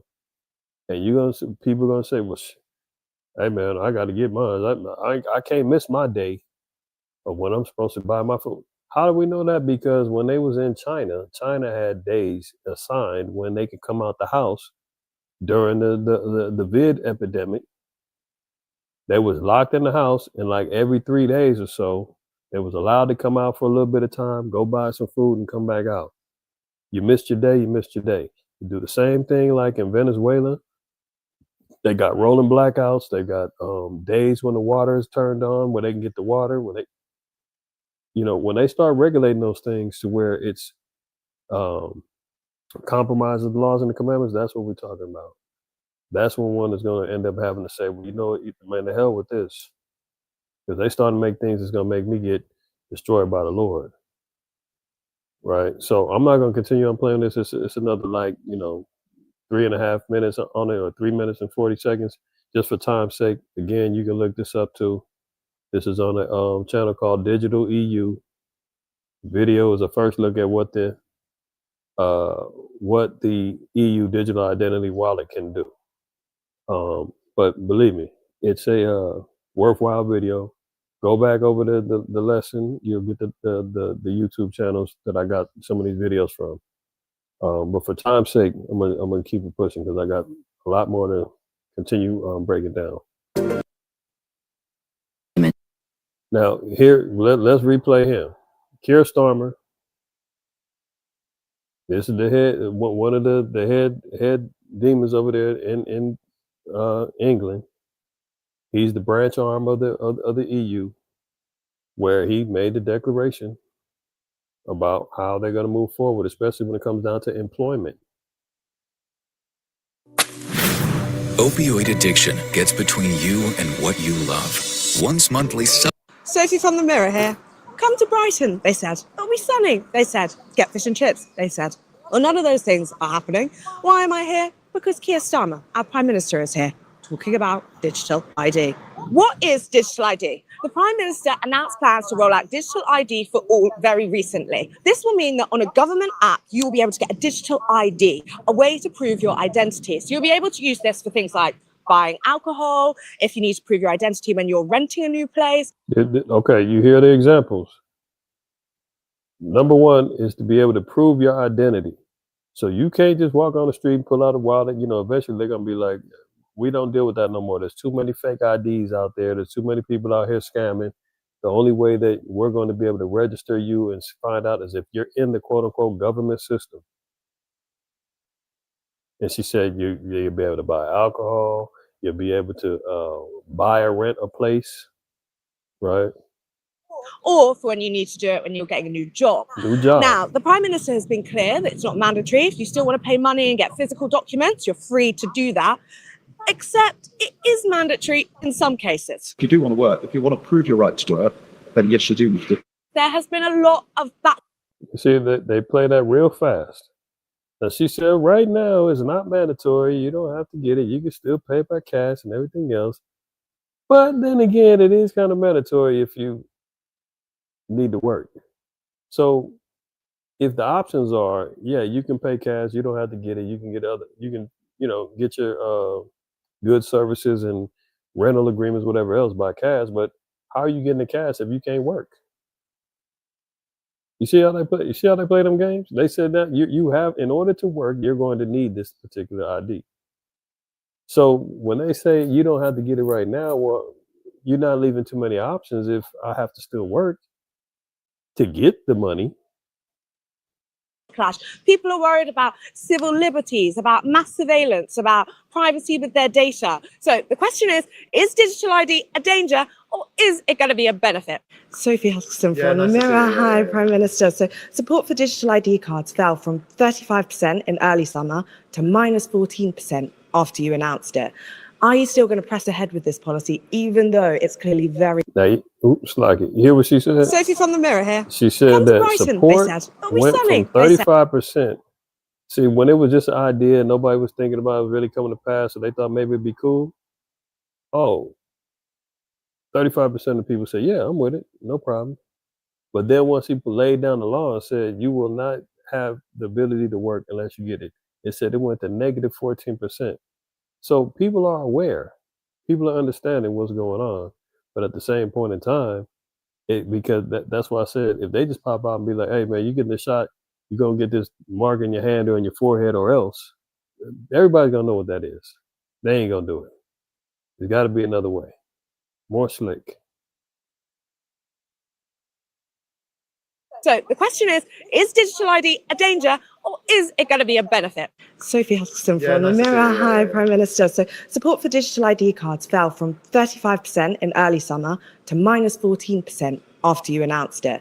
Are you still going to press ahead with this policy, even though it's clearly very unpopular with the public? I do, because I think there's massive benefits. But I think what we need to do, and this is an opportunity, is to get over the benefits of it. Because I suspect if you did a survey, maybe you could do this, said, do you want to cut the faff when you want to rent or buy or otherwise prove your identity, to something simple on your phone and not your passport, your driving license, your bank account, your birth certificate. I suspect lots of people say, if you've got something that can cut the faff out of my life, I'll be up for it. So I think we've got to demonstrate benefits. So you heard him say it. He said it's very unpopular. You're still going to push forward. He said, yeah, I'm still going forward with it. Like, people's opinion does not matter. He said, but we got to tell them the benefits. If we tell them it's all good, then people are going to be more persuaded to get it. So what are they doing? He said, well, unless you want to walk around with your driver's license, your birth certificate, your passport, and all this other stuff, unless you want to carry all these things around in order to identify yourself, and people are going to say, well, isn't there an easier way? Well, sure, do it all biometrically. Do it everything through within the app. Do it all through your digital ID wallet. You ain't got to do all of that. The more difficult they make life, the easier they're trying to say that it's going to be. I mean, the more difficult they make in life, the more persuaded people are going to say, man, I just want the easy way out. Give me a break. Of this, why it will actually help so many people access support they're entitled to. And the best evidence of that is in pretty well every country that's got digital ID, and it's not mandatory, the take-up rates are massive because it ends up being such a useful tool for people. So I think we've just got to make that positive case for it. Osai said, woe to them that call good evil and evil good. He said, tell them it's all good, and you know, we won't have no problems. That's not going to work. I mean, it's going to work. That's how they're going to push it in there. But he's letting it be known we're not moving from this. It's set in stone. Too much investment in the tech and in the politics and everything else has been put into the framework. Let alone it's prophecy in the Bible. It's going to happen. But they're saying, well, how we get it? We're going to have to just tell people to, you know, go along with the tech. Now, I know that the logo is kind of blocking this, but it says Brits will sacrifice privacy for efficiency. Blair claims as he pushes for digital ID cards and facial recognition. This is Tony Blair. He's a former prime minister. I mean, look at a face like that, man. Look at how he's smiling with them rotten teeth. You'd be hard pressed to trust somebody like that, man. But Tony Blair, man, he's been involved in all kind of stuff. I think they had him caught up with the Bohemian Grove and all kind of stuff, man. This dude's a demon for real. But he was acknowledging, he said, man, Brits are going to sacrifice privacy for efficiency. So he's saying they're going to compromise. They're going to bow down, right? Former prime minister who said never to have had a mobile phone while in Downing Street. Did you hear that? He claims he's never had a mobile phone. He's never had a cell phone. Why do you think that is? Just like I told you about Steve Jobs, he knows what time it is. He knows where the tech is going to come from. The QR codes, everything's going to be tapped in. The apps. He knows what's going on with the phone. He knows not to have it, but he's going to make sure he promotes it that we do. It says has since become an ardent supporter of using technology to improve the efficiency of the state. Starmer, the first Labour leader since Sir Tony to have won a general election, has promised to embrace the technology and turn the UK into an AI superpower. Hasn't Agent Orange, Donald Trump, hasn't he said that was going to be America's role too? America's going to be the leading AI superpower in the world, as he's invested $500 billion into it, right? They're all on the same page. His predecessor's think tank, the Tony Blair Institute for Global Change, is thought to be influential upon the government. You've got to reorder the government around this technology revolution, Sir Tony told the Times newspaper. So what is he saying? Reorder? New world? What order? Oh, okay. Government?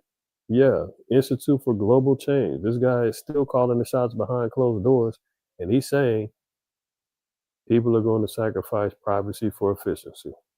It's all on the table. Look at this, Jordan. How many countries is in on it? Remember the scripture said that the heathen in First Migratory Forum 1 agreed to leave off their laws and become one. Jordan, they plan on a digital ID voter verification in the next election. So they're saying that they're going to need digital IDs for voter registration. Isn't that what Agent Orange is saying here now? Oh, because the elections are being stolen, they're being tampered with, mail-in ballots ain't reliable. We need to have a new form to verify voter registry. We got to make sure they're not illegals. You hear the same thing flowing through the echo chamber. Now Jordan is saying, "Oh, that's a good idea, boss. I'll get my people on it right away." So they're pushing for a digital ID. Cameroon. Another African country. Look at this. So we got Jordan in the Middle East, Cameroon in Africa. New national ID paves the way for digital identity system. So That's why I said we're hearing about Europe, but meanwhile, all the other nations, they're already getting on board. That's why you can't look and just say, oh man, that's Europe. Europe's doing that. No, no. This is a global thing. Don't get it twisted. Cameroon, new national ID paves the way for a digital ID system. Kenya, Denmark, signed a deal to advance a digital governance. Kenya's on board. Okay. After introducing an all-in-one digital ID surveillance state app, Russia now plans to implement internet age verification. Everything we do on the internet will be de-anonymized, meaning what? There'll be no anonymity. There'll be no, trolling and all that other stuff online. You are going to be identified. There'll be no more with these fake names we all got on the internet. And all that. No, well, I ain't got no fake name. What you see, what you get on there, but aliases and nicknames, and no, they ain't having that. They gonna say, well, are you online? We need to make sure that's you. People that have been running around here trolling the Israelites on online and whatever else other content, yeah, they're going to be identified, or they're not going to be able to use the internet. In particular, they starting in Russia. It said Russia is also rolling out a biometric ID verification terminals at businesses courtesy of a Russian super bank. And it's always, it's when we're trying to protect the kids. Look at this. Russia is becoming the latest country poised to implement digital ID verification checkpoints to access internet content, similar to what the United Kingdom implemented this year under the pretext of protecting minors from harmful and pornographic content. In July, the UK implemented its controversial Online Safety Act that forces users to upload and confirm their registered identity or provide biometrics to confirm their authenticity to access the majority of the content and websites. Not long thereafter, Prime Minister Keir Starmer mandated BritCard to purportedly crack down on illegal immigration and labor. So you see how they play games. Oh, it's for the kids. Then it turns into, oh, well, it's not just that. We got to, crack down on this immigration. Same way they did over here. Oh, it's about ICE, illegal immigrants. Oh, now it's about criminals. Oh, now it's about we need to make sure that, we don't know who's who. They just keep kicking the moving the goalposts, right? Look down here. It says, furthermore, in September, Russia formally rolled out its all-in-one digital app called, quote, Max, explicitly patterned after China's WeChat app, which is used by the Chinese authorities to enforce its social credit score.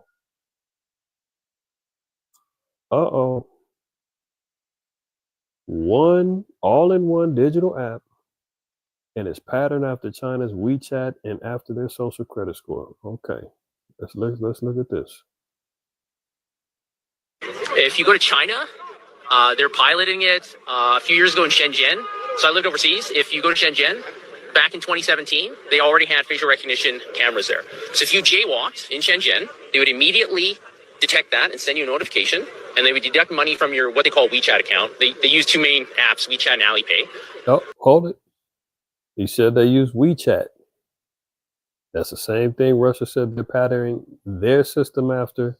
The rest of the world is going to pattern after the same thing because, like I said before, the heathen will agree immediately. They have no problem, subjecting their people to oppression. They're going to be the guinea pigs. Beta tests are going to be ran on them. Remember when everything came out of Wuhan with the vid 4 years ago, or what is it, 5 years ago? Everybody was looking at them. How are they handling it? They was running around with hazmat suits, spraying down cities and locking everybody in. I seen them welding doors shut, regulating the curfews, telling people when they can and can't go, shutting down the banks. They had tanks out at the banks. They were talking about Tiananmen Square Part 2. They are the beta tests. Those are the ones you look at.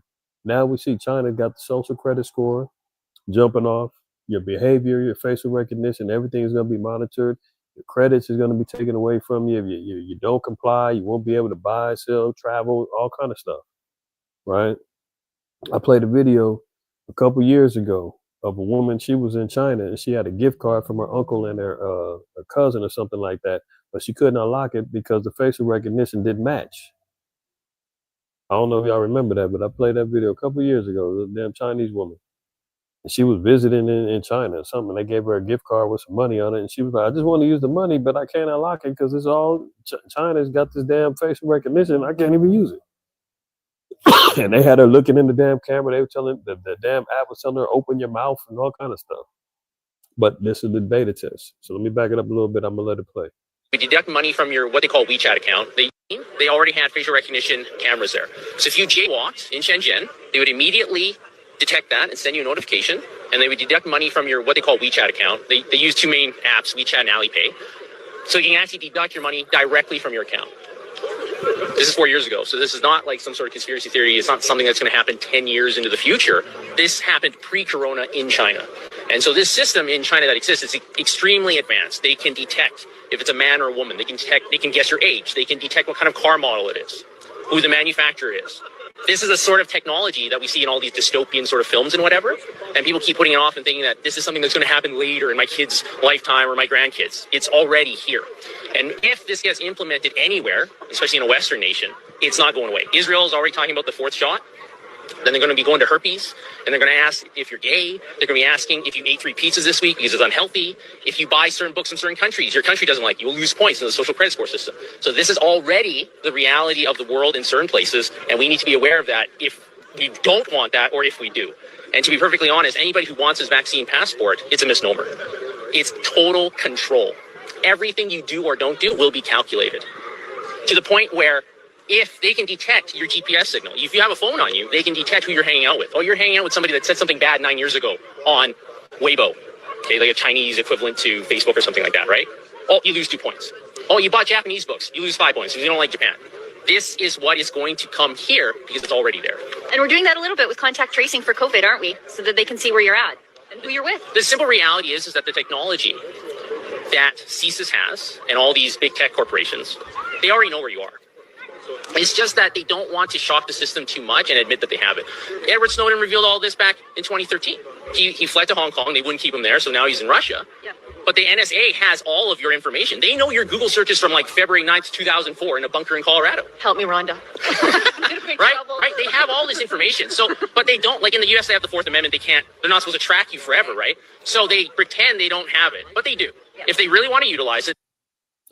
And how do we know that that's true? Is how many times do we see celebrities or people getting canceled because somebody scoured the internet and found some old post on Twitter or on X that, you know, had them looking bad or had them looking racist or saying something that was of a, you know, PDF file nature. You know what I'm saying? Like that's how you know the stuff don't never die. Anybody has a Facebook account, try to close your account. Try to cancel it. They do not let you close that account. If you say, man, I'm done, I'm quitting Facebook, I'm jumping off, they're going to say, oh, sorry to see you go. We'll hold on to your account just in case you decide to come back. And you're like, no, I'm not coming back. I'm out of here. Leave my account alone. And you will not be able to delete the app. The app comes with the phone. You can't cancel your account. And next thing you know, you end up falling into the mix of saying, oh, I wonder what my family's up to. Oh, I wonder what the Israelite community's up to. I'm just jump back on there so I can see what's going on. And sure enough, Facebook is, welcome back. We knew you'd be back. Come on, your place is still warm. And if you don't utilize it anymore, they'll have a bot account posing as you. That's happened to me before. They'll make a fake bot account. And next thing you know, somebody's hitting you up saying, man, is this you on Facebook? I thought you ain't on there no more. Yeah, I got a message from you. I'm like, what? No, that's not me. What did it say? They'll keep you alive one way or the other. Let's move on. Look at this. Social credit, China surveillance system. Today in China, there are some 600 million surveillance cameras, one for every 2 citizens, able to track people's movements down to the minute. Every street corner, there's facial recognition, there's digital recognition, there's the social credit system. The social credit system is the sort of highest aspiration of the Chinese Communist Party, to have everything every human being does go into a computer system And with AI and all sorts of other sophisticated programming, you can know exactly where a person is because he'll have bought something with a credit card or a digital payment system. His car will have gone down a highway. Did you hear that?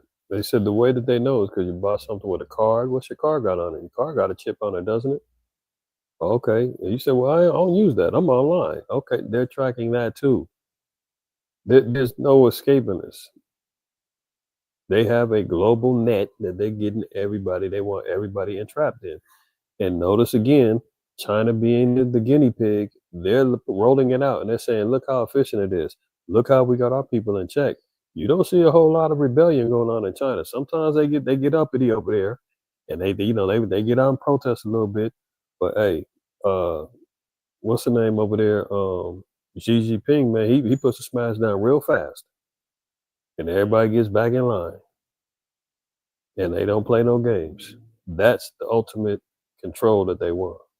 Kilometer, there's a camera taking pictures of your license plate. They will know everything about everybody real time. This creates a kind of a techno-autocratic system that's unprecedented and with which we've had no experience. Now, this is where the deception comes into play because we see here, and everybody will know how things have changed drastically, where there's cameras everywhere that we go. Everybody that's bought into, and if you got one, it's all good. It has its advantages, and sometimes it can work in a disadvantage. But you've got Ring, I think Roku, all these particular streaming services now have camera services that they can offer you to protect your home. Meanwhile, they got the back doors to look in on you.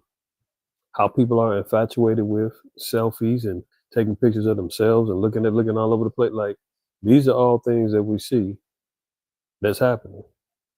Ain't that something that's interesting? I'm looking at the I don't know what's going on, but all I'm saying is that people are dropping off of this live like crazy. It was just 25, 26 people in here. It's down to 6 people. Somebody's getting their TVs turned off, or something was said where people was like, "Oh, I'm out of here. I don't want to hear no more." I don't know what's going on, but I see the gang of people drop off out of nowhere. Whatever. Continuing on. Today. So here's another example. Oh, you know what? Let me fix this because you can't really read that. That's pretty wild.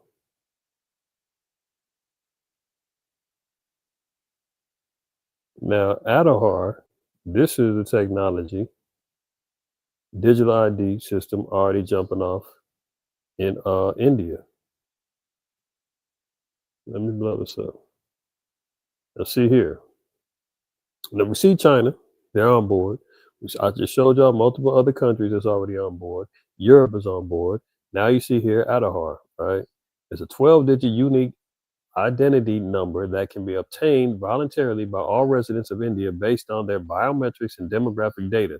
The data is collected by the Unique Identification Authority of India, a statutory authority established by January 2016 by the government of India under the jurisdiction of the Ministry of Electronics and Information Technology following the provisions of Adahar. Now look here. It says Adahar is the world's largest biometric ID system as of May of 2023. More than 99.9% of India's adult population had been issued Adahar IDs. So are they on board? Are the heathen dropping their religion and consenting immediately? Yes. China is already on board. They're leading the way. India is already on board, leading the way, right? So we see this is how it's playing out. Why do they use them? Remember, we're talking about population control. We're talking about how and where this particular technology and testing can be done to show it's being most effective. Those are the top 2 countries with the most people in their particular countries. China has 882 million people. India has 596 million people as it stands right now. The numbers that you see over here is projected, I believe, up until like 20. I think when it keeps rising up here. No, wait a minute. No, Salakia. This is as of 2023, and the numbers is probably even greater than that. China has 1.43 billion people. Excuse me, India 1.43 billion. China has 1.43 billion people. So the reason why I brought that's in 2023, and you know that number's increased. They're using the most populous countries to really run the tests on these things to see how people will comply. Will they go along with the program? How much resistance are they getting? And once they see it work, they're going to say, boom, the rest of the world's on deck. That's why you see Europe rolling it out because they're saying, okay, Moab got it going on. Elam got it going on. It's our turn. And America's going to line up right behind them and say, okay, everybody's got it. Now we're putting the smash down over here. So they beta test on the most populous countries first. 99.9% of Elam said we're with it. China social credit score over 1 billion people on deck. They're gonna go along with it.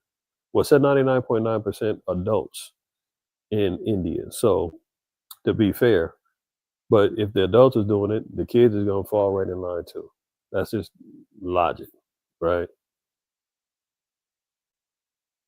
Now, you wonder if it's going to happen here? Oh, it's already here.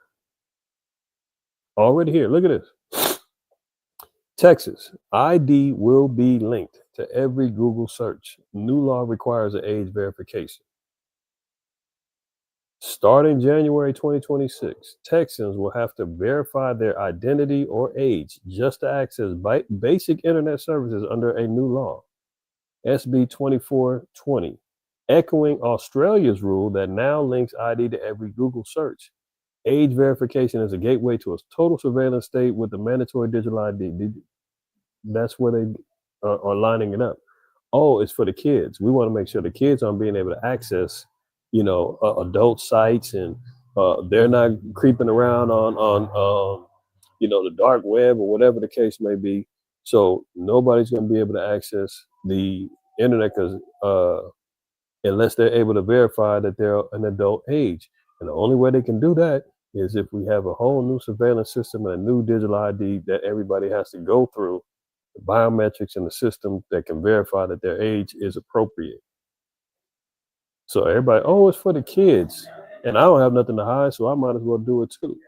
So this is how they're lining it up. So Texas, big bad Texas, who's always standing on their square when it comes down to things that they don't agree with within the state of the country. But look who bowed down first. Remember the Texans, this is Texas. We don't take no stuff, and we can, annex ourselves and be our own country if we want to. And they're the first ones that's lining up saying, okay, interesting. Now it says Texas has joined a multi-state crusade to enforce digital identification in America, marketed as a way to, quote, protect children. The other states include Louisiana, Kentucky, and Florida, with Oklahoma conducting a related investigation. Parents are being eradicated and their responsibilities are being relinquished to the government and internet companies. The state becomes daddy, right? The government becomes granny. Parents will be losing their rights. Remember, even when it came down to the vid, remember they was imposing them pokes on the kids? First they said, it was just for the older people and the obese or people that had predispositions. Then they said, people that's in danger is 18 to 18 to 36. And then it dropped down. It was like, now it's 15 to 11. Not all the way down to 3-month-olds were of danger. And then they were telling the kids at the school, you ain't got to tell your parents. We can just give you the poke in the arm if they're saying no. They were doing all that stuff. So who now is running and controlling the household? Oh, we're trying to protect the kids. Oh, your dad and mom, they're letting you be on the internet and do whatever you want. We can't have that. We're going to have to regulate that. So that's the cover that they're putting down. And if you say, no, I don't like this, well, what's wrong with you? You want to see kids taken advantage of? Look what's going on over here. Kids are being trafficked. Kids are being abused. Kids are being kidnapped. Kids are being killed. Why don't you want to do that? Then you get guilted and shamed into saying, Well, it's not about that. It's about our privacy. Look what's happening. Look at this epidemic of child trafficking. Meanwhile, Esau is the one doing all the damn child trafficking with rituals and P, PDF file activity and all that other stuff, man. Again, they create the problem to incite a reaction, and then they say, well, here's the solution. That's the deception. That's the devil. That's how he's going to deceive the nation. That's how he's putting things into place. You follow? Look at this. Dichotomy. A carbon credit card that tracks users and can block their spending. See, we don't have to wait for something to get poked up in you for people to have the ability to buy, sell, and do your business. Okay? A new credit card called Dichotomy is now working with MasterCard. Look who started, the master. MasterCard. This will allow you or others in the system to monitor your personal CO2 budget on every purchase you make. So remember, this is why they're pushing the climate change. This is why they're talking about carbon emissions. Meanwhile, they're the ones riding around with private jets and all these particular expenditures, all these companies that's emitting out all this CO2 and everything else. And let's not forget, the human body is made up of around 12 to 13% carbon. So when they're saying they need to reduce the carbon, would that include you and me? The elite say that we're useless eaters. We're taking up space. We're in the way. This is why you hear Bill Gates, among others, talking about we need to reduce the population. They're taking up all the air. They're taking up all of the food, the resources. We got to get rid of these people. So now, if you can't forcibly do it, well, let's introduce a way that they can buy and sell. And this was going to monitor your carbon credits. How much you're using? Oh, you've been traveling too much. You use a lot of gas. We're going to cut your card off so that you can't purchase any more gas anymore. Oh, you've traveled too many times this year. We're going to cut off your vacations. You can't go here, there, anywhere. Oh, you've been eating too much meat. We've got to protect the cows. That's going to get cut down. You've reached your credit limit. This is where you get into like the WeChat that China has going on, the social credit score. This is just America's way and the EU's way of saying it's a social credit score, but we're saying it's carbon credits. So look at this. You have a personal CO2 budget on every purchase you make. The card cuts off spending when it hits the carbon max that has been determined for you. This credit card follows on the heels of a study in the journal Nature in August of 2021 calling for, quote, personal carbon allowances that would monitor individuals' CO2 emissions through smart meters and tracking apps. The personal carbon allowance also tracks food consumption for rationing. Future credit scores may be based on browsing history as well as debt history. The economy's new CO2 monitoring card boasts that it provides 90 million consumers with carbon footprint insights and aims to reach 1 billion users at the COP26 in November. It's voluntary at present, but the goal is to create a mandatory monitoring system similar to China's social credit score program. There you have it. That's an article from 2021. So 4 years in the making, here they are pushing it even more in 2025. So like I said, I've been tracking and gathering stuff for years on this stuff. Let me play one more for you. Is Brussels set to criminalize cash? Now, there's information that's out there right now saying that the EU is banning cash, and you're going to have to go digital. Well, let's make sure that we're clear about that. It's part true, part not. It's not what we think, but it's letting us know where their mind is at and where they're planning on going as time moves on. So let's listen to this.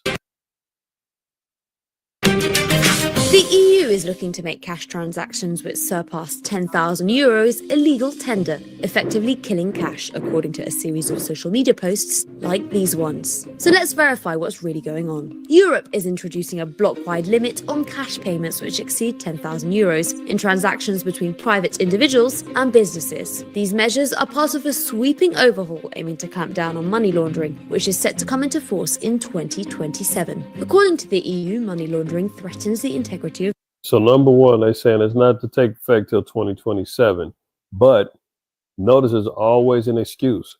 Oh, it's for money laundering. Same way that they do. Oh, it's because of the kids. Oh, it's because of immigration. There's always some reason that they say we got to change how you conduct your life.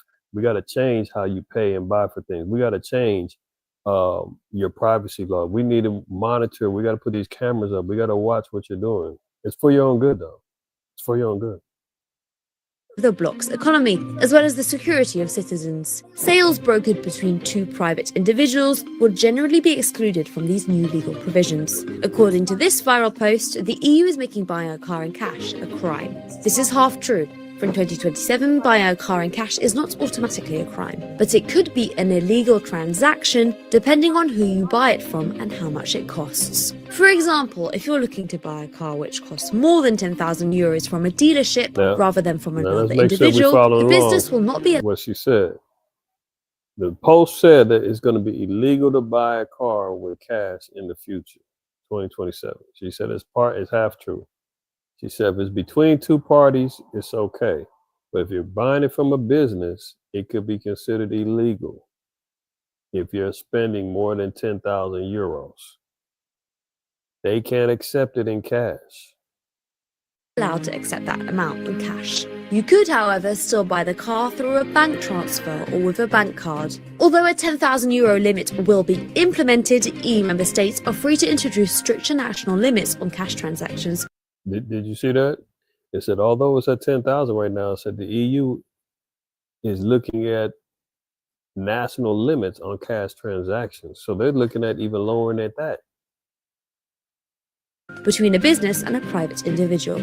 Ultimately, Europeans will still be able to save, hold and withdraw any cash amount they like. So no, the EU is not killing cash. Although criticism of the package has been sensationalized online, the package itself is not without controversy. Experts have questioned whether imposing the cash limit is actually effective, or whether it risks criminals simply shifting to other methods, such as crypto and cross-border movement. For more debunking and fact checks, head to Euronews.com.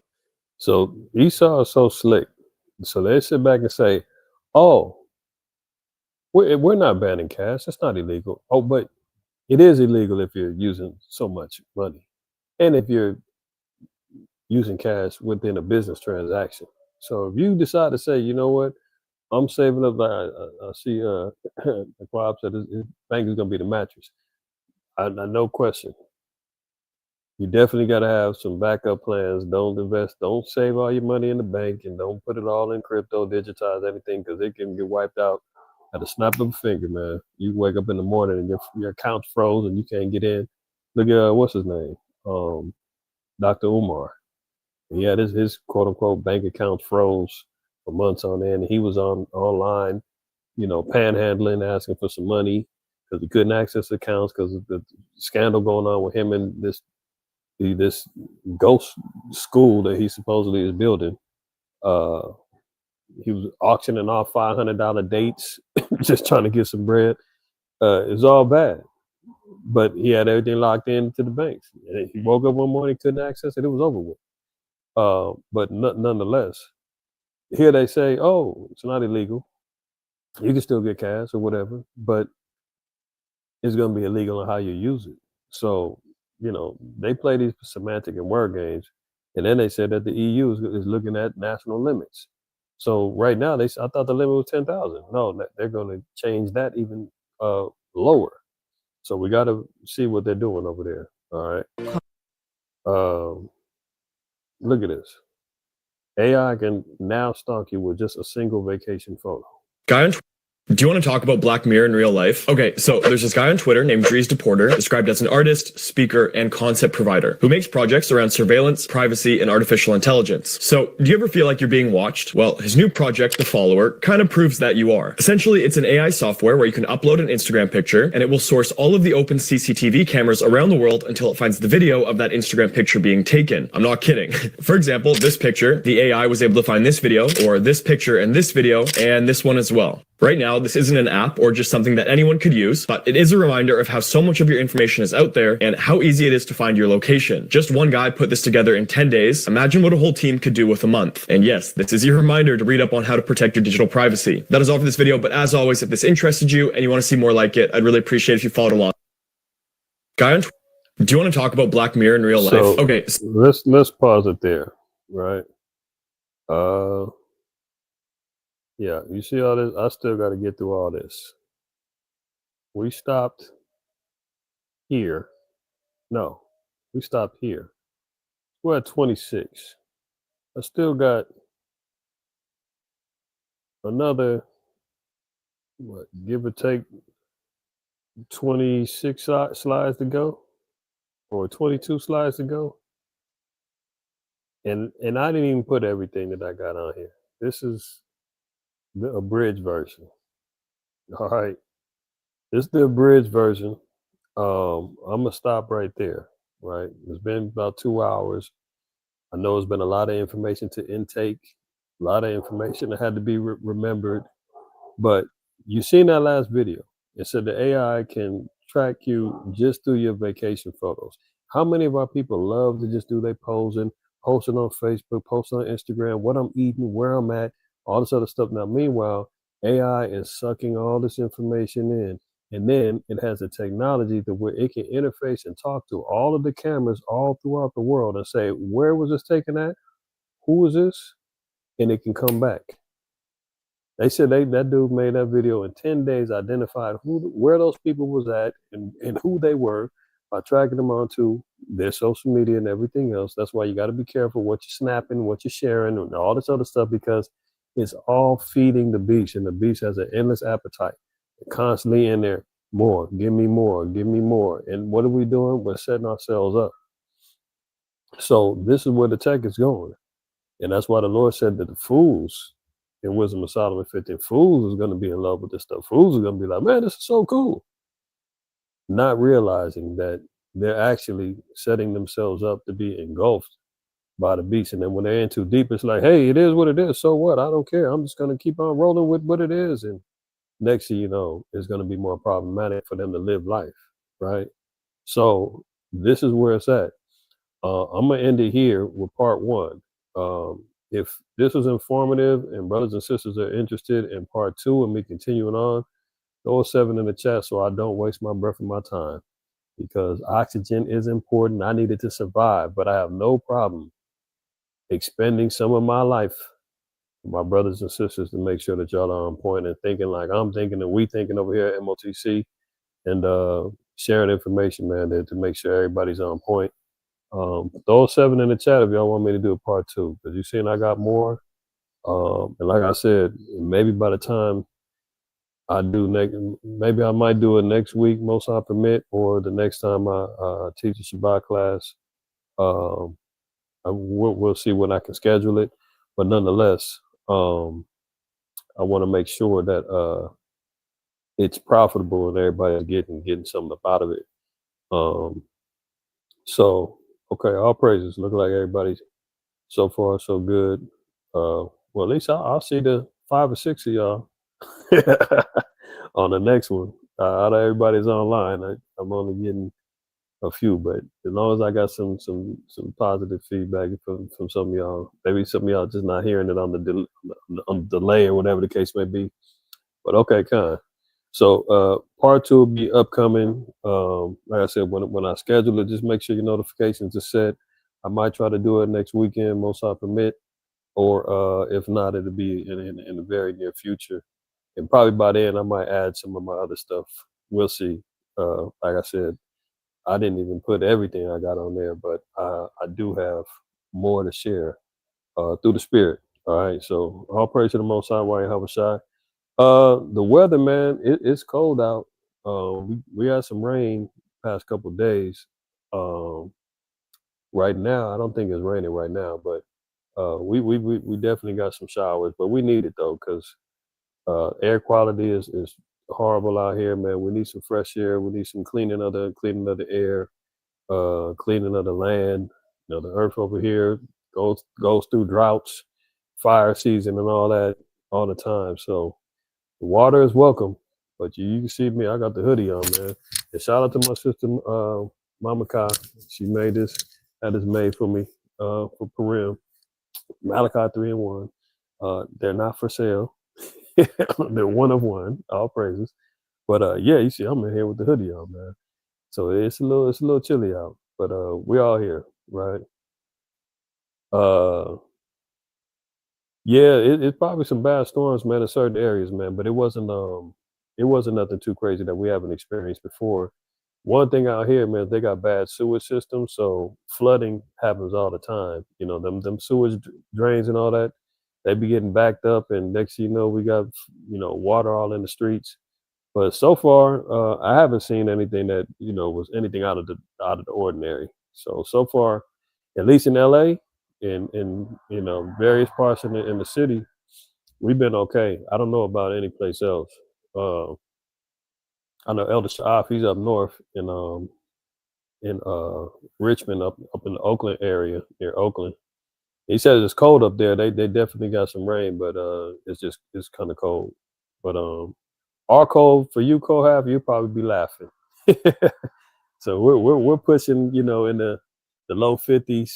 You probably like, man, I'll be outside with a damn t-shirt on and shorts, because I know how that hawk get over there in the Midwest. But over here, for us, that's chilly. That's chilly. So, but all praise to the Most High, man. Everybody's solid. We ain't got nothing too crazy. What's good, Ashar? Shalom, Mike. You done made it on. You was able to connect. All praises. All right. So I'm gonna slow down right there, man. And I'm gonna get up out of here. All praise, honor, and glory to the Most High, Yahweh Shai, man. Bless Shabbat to everybody that was online today supporting. We pray that you continually do so. And prayers up for everybody, man. Lord willing, see you on the next go round. All right. Shalom.